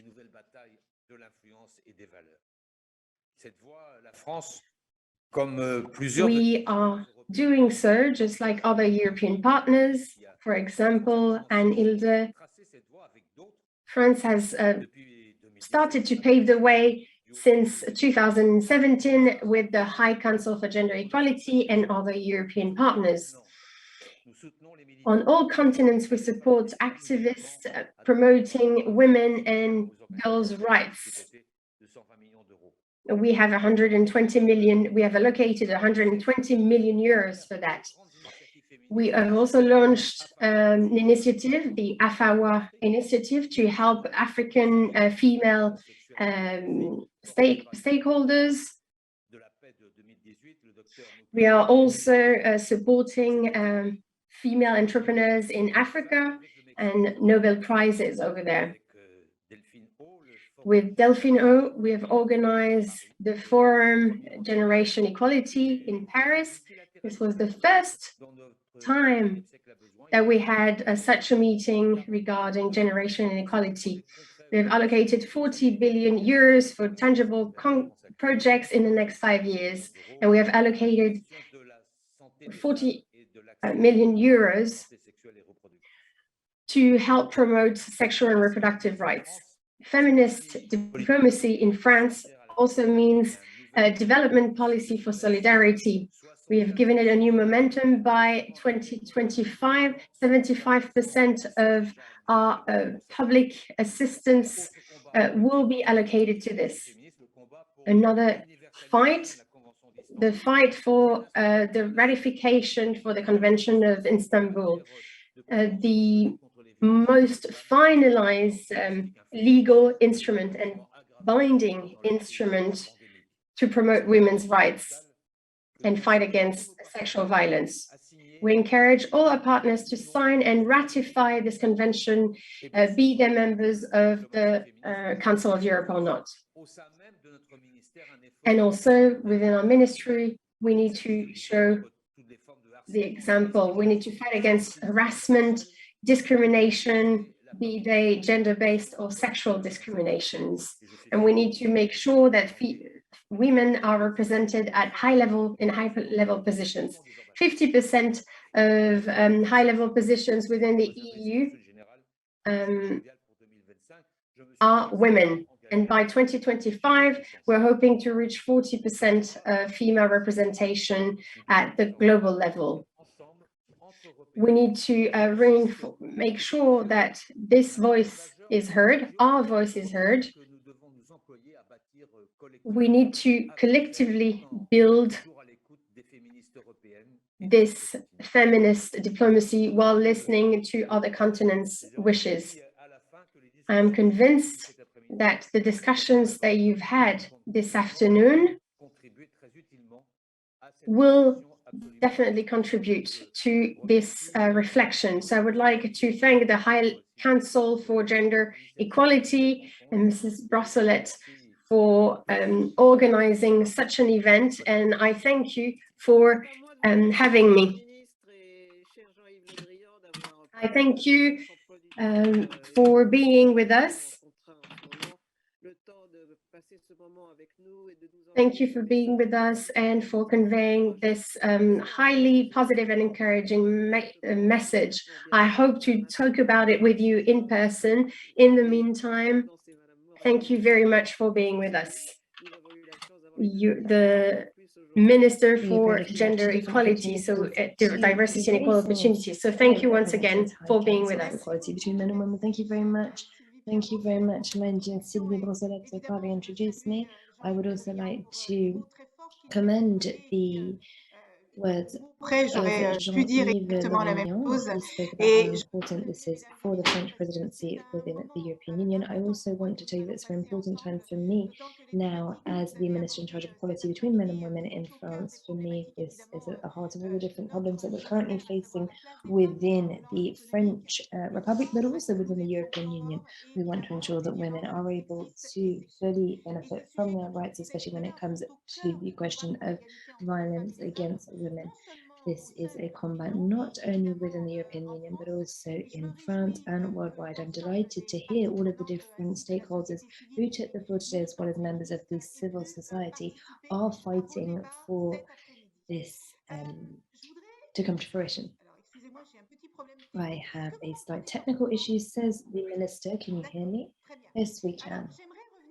I would like to come back to the three themes that were mentioned earlier. We spoke about the three different pillars of our common action to ensure that there is real and concrete equality between men and women within the European Union. To start off with, we spoke about the professional environment and women emancipation or empowerment within the workplace. Why is this important? Because Europe needs women. Women represent 52% of the European population, and women need to be free from a financial point of view, but also financially independent. I think that it is our duty, it is our responsibility to guarantee that women can really exercise these rights, not only for the sake of women, but also because the inclusion of women within the labour market will have a very strong and favourable and positive impact on European economies. As you know, the healthcare crisis has put different economies under strain and have also exacerbated the different gaps between men and women. And this is something that we've seen over the course of the past 2 years. Women are underrepresented in different sectors, but this is not the case for essential workers. Women were the hardest hit by the COVID crisis, and this is why participation of women within the labour market and the guarantee that they have equal access to opportunities as their male counterparts is something that is of extreme and paramount importance. So this is why we've put this at the heart of the work conducted by the French presidency. We also need transparency from a salary point of view. This is something that is indispensable. As you know, different standards have been elaborated within the European Union member states, including France. And what we're asking today is to look at best national practices so that we can have European law that is as highly performing as possible. This is at the heart of the European directive that has been put on the table by the European Commission, and this has echoed the work that we've done in France with the Professional Equality Index that was developed in 2018. This is a legal framework that allows businesses to measure the gaps in pay and the gaps and also in opportunity and situations between men and women to ensure that everyone is on equal footing. France also wants to roll out, excuse me, Assistant Speaker, I've lost my train of thought. We want to look at the different measures that have been proposed by different boards. This is something that was first suggested in 2012. In France, we looked at this in 2011. This is something that has been very beneficial. We have the Copé-Zimmermann law in France. On the 24th of February 2021, we also looked at other measures. The speaker's connection has fallen out.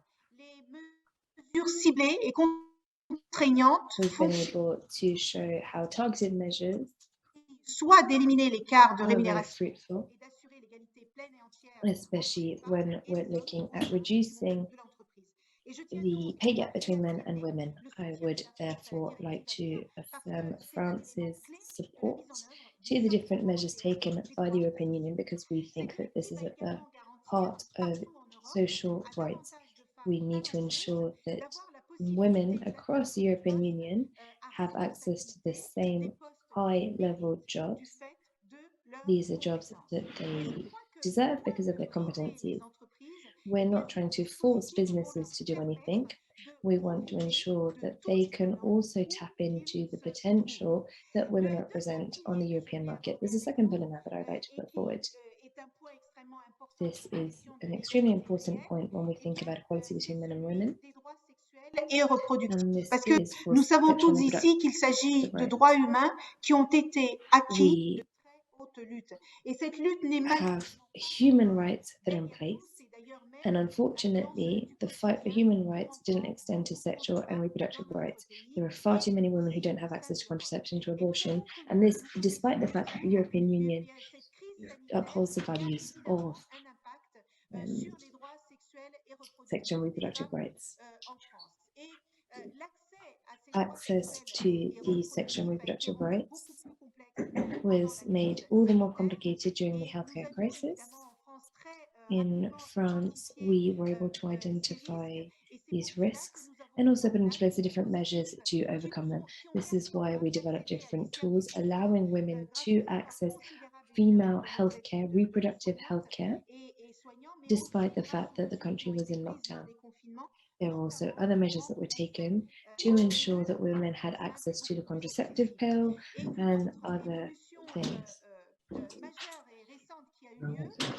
And I also want to mention something else, the fact that access to the contraceptive pill was made free, and access to other types of contraception was also made free for women in France. Women between 18 and 25 years of age sometimes find themselves in very vulnerable situations, and this is why the French government decided with Olivier Véran to put different measures in place to ensure that this was not, that we were not making life even more difficult for them. The Parliament also adopted a law with regards to abortion. Abortion can now be accessed up to 14 weeks.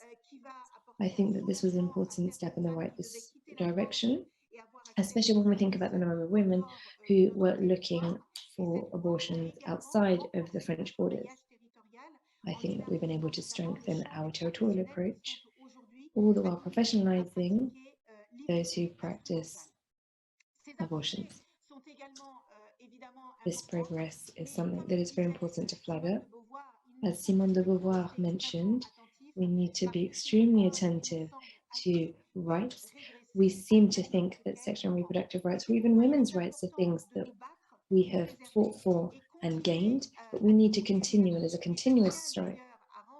I would like to render homage to the female activists out there who are working day in, day out in France, in Europe and across the globe to ensure that women can benefit and exert their rights. I want to come back to the right to abortion, but from a European point of view.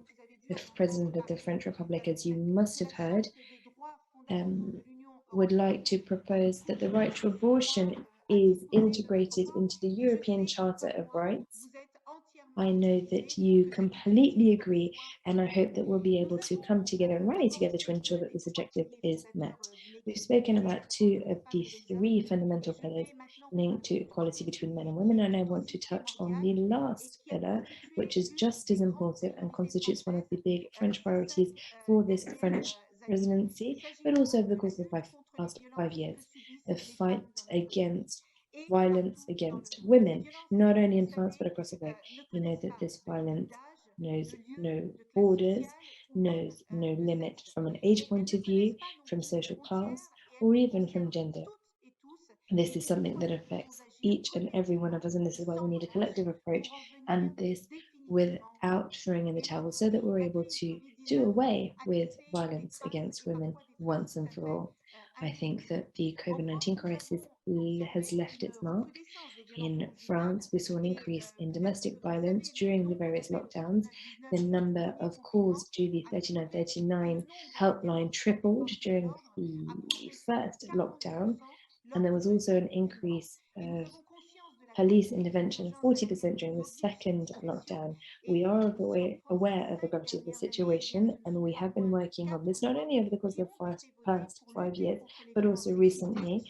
This has resulted in 4 laws being enacted in France in order to put an end to sexist and sexual violence, and also to punish those who are the perpetrators. In 2019, we looked at concrete measures taken against domestic violence. We give priority to victims of domestic violence so that they're able to keep dédié their aux femmes victimes de violences ainsi qu'à leurs enfants. Therefore, if ever there is a case of domestic violence, it is the victim who's allowed to stay in her home with her children. We also have different measures in place to ensure that those who are committing these crimes can let them contact their victims. We want to try and look at prevention. We have created different centers so that when domestic violence is suspected, we act proactively rather than reactively. We have a very ambitious policy in France to fight against all forms of violence. And I think of Spain in particular. I went to Spain and I met with Madame Montero. We spoke about the different measures, we shared best practices, we spoke about what works and what doesn't work from a French and Spanish point of view. Ladies and gentlemen, we know that violence against women and girls must stop, and therefore we need common action within the European Union. We are going to deploy all of the efforts necessary in order to put an end to this. We never need to abandon this. We cannot have women and girls in the European Union who are victims of violence. 1 in every 3 women in the European Union is a victim of domestic violence. We have the different tools and the different means necessary to put a stop of this. The Istanbul Convention and the Council of Europe also have different instruments. I believe that the Convention of Istanbul is the most important when fighting against gender-based violence. This is one of the best documents protecting European citizens.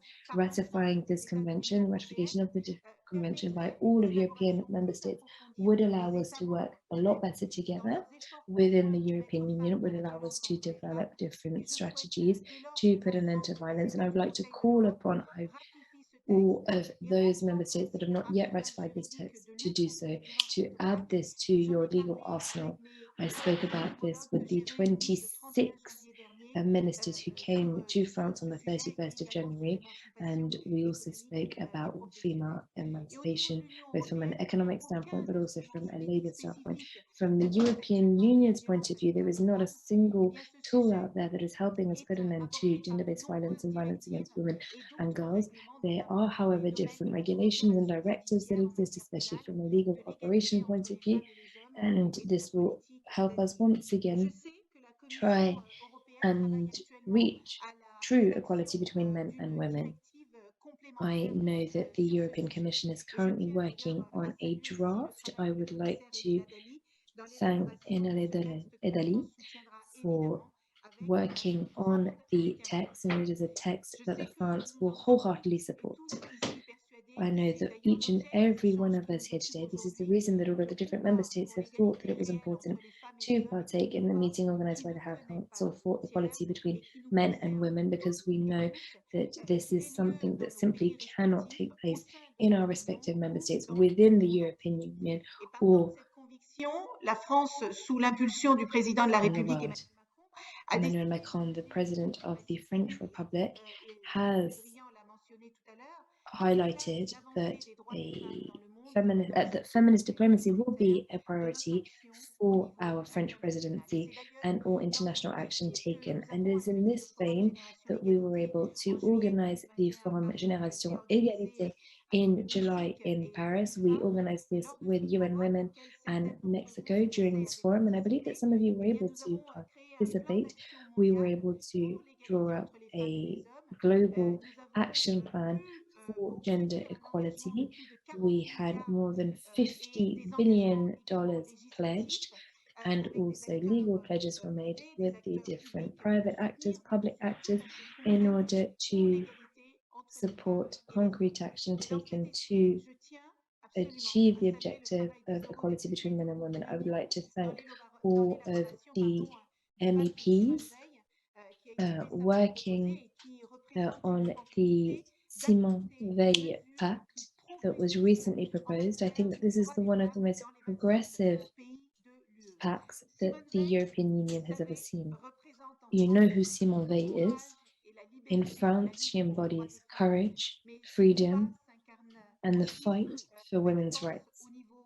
And we know that Simone Veil is someone whose works were also recognized by European member states. She was the first female president of the European Parliament. She Et nous devons continuer de rendre hommage à ce fighting volontarisme. for freedom, and we want to continue with this, even if our union and even if women are well protected within the European Union, we still have work left to be done to ensure that there is true and real equality between European men and women. This is the common will that we need so that we are able to hit the targets and also ensure that discussions such as the ones today Nous en arrivons à la are fin. fruitful. We're coming to the end of the meeting. I would like to thank all of the different participants. I would like to thank the High Council for Equality Between Men and Women for having organized this today.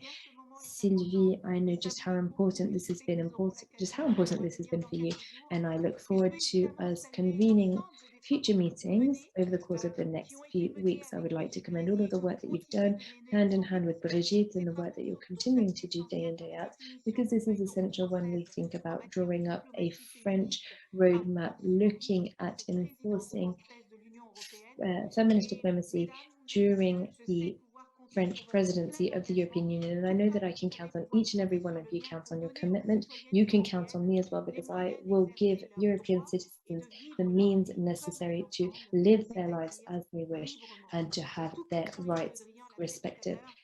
Just as Jean-Yves mentioned earlier, I would also like to talk about the girls and women in Ukraine who are going through atrocities. We know that girls and women are always the first hit by global crisis, and this is why we need to mobilize in order to put an end to what is happening in Ukraine. This is not only for the women in the country, but also elsewhere. Thank you very much, Minister Elisabeth, for your presence and also for your encouraging words this afternoon. This meeting has been full of hope because so many motivated and competent and wonderful women have been able to take the floor representing the European voice. However, there is still work left to be done, be we talking about the European Union or beyond our borders. I began the day by talking about a dream. I hope that women will be the ones taking decisions in the future. I hope that women will be the ones fighting against toxic masculinity. And my second dream is that I hope that Europe will continue with the impetus that we currently have. And I hope that we're able to look at unity, equality, diplomacy, and that we're able to kick things up a notch and work together to ensure that women's rights are respected just as human rights have been. I know that you're working on this. We're working on this. This day has been wonderful.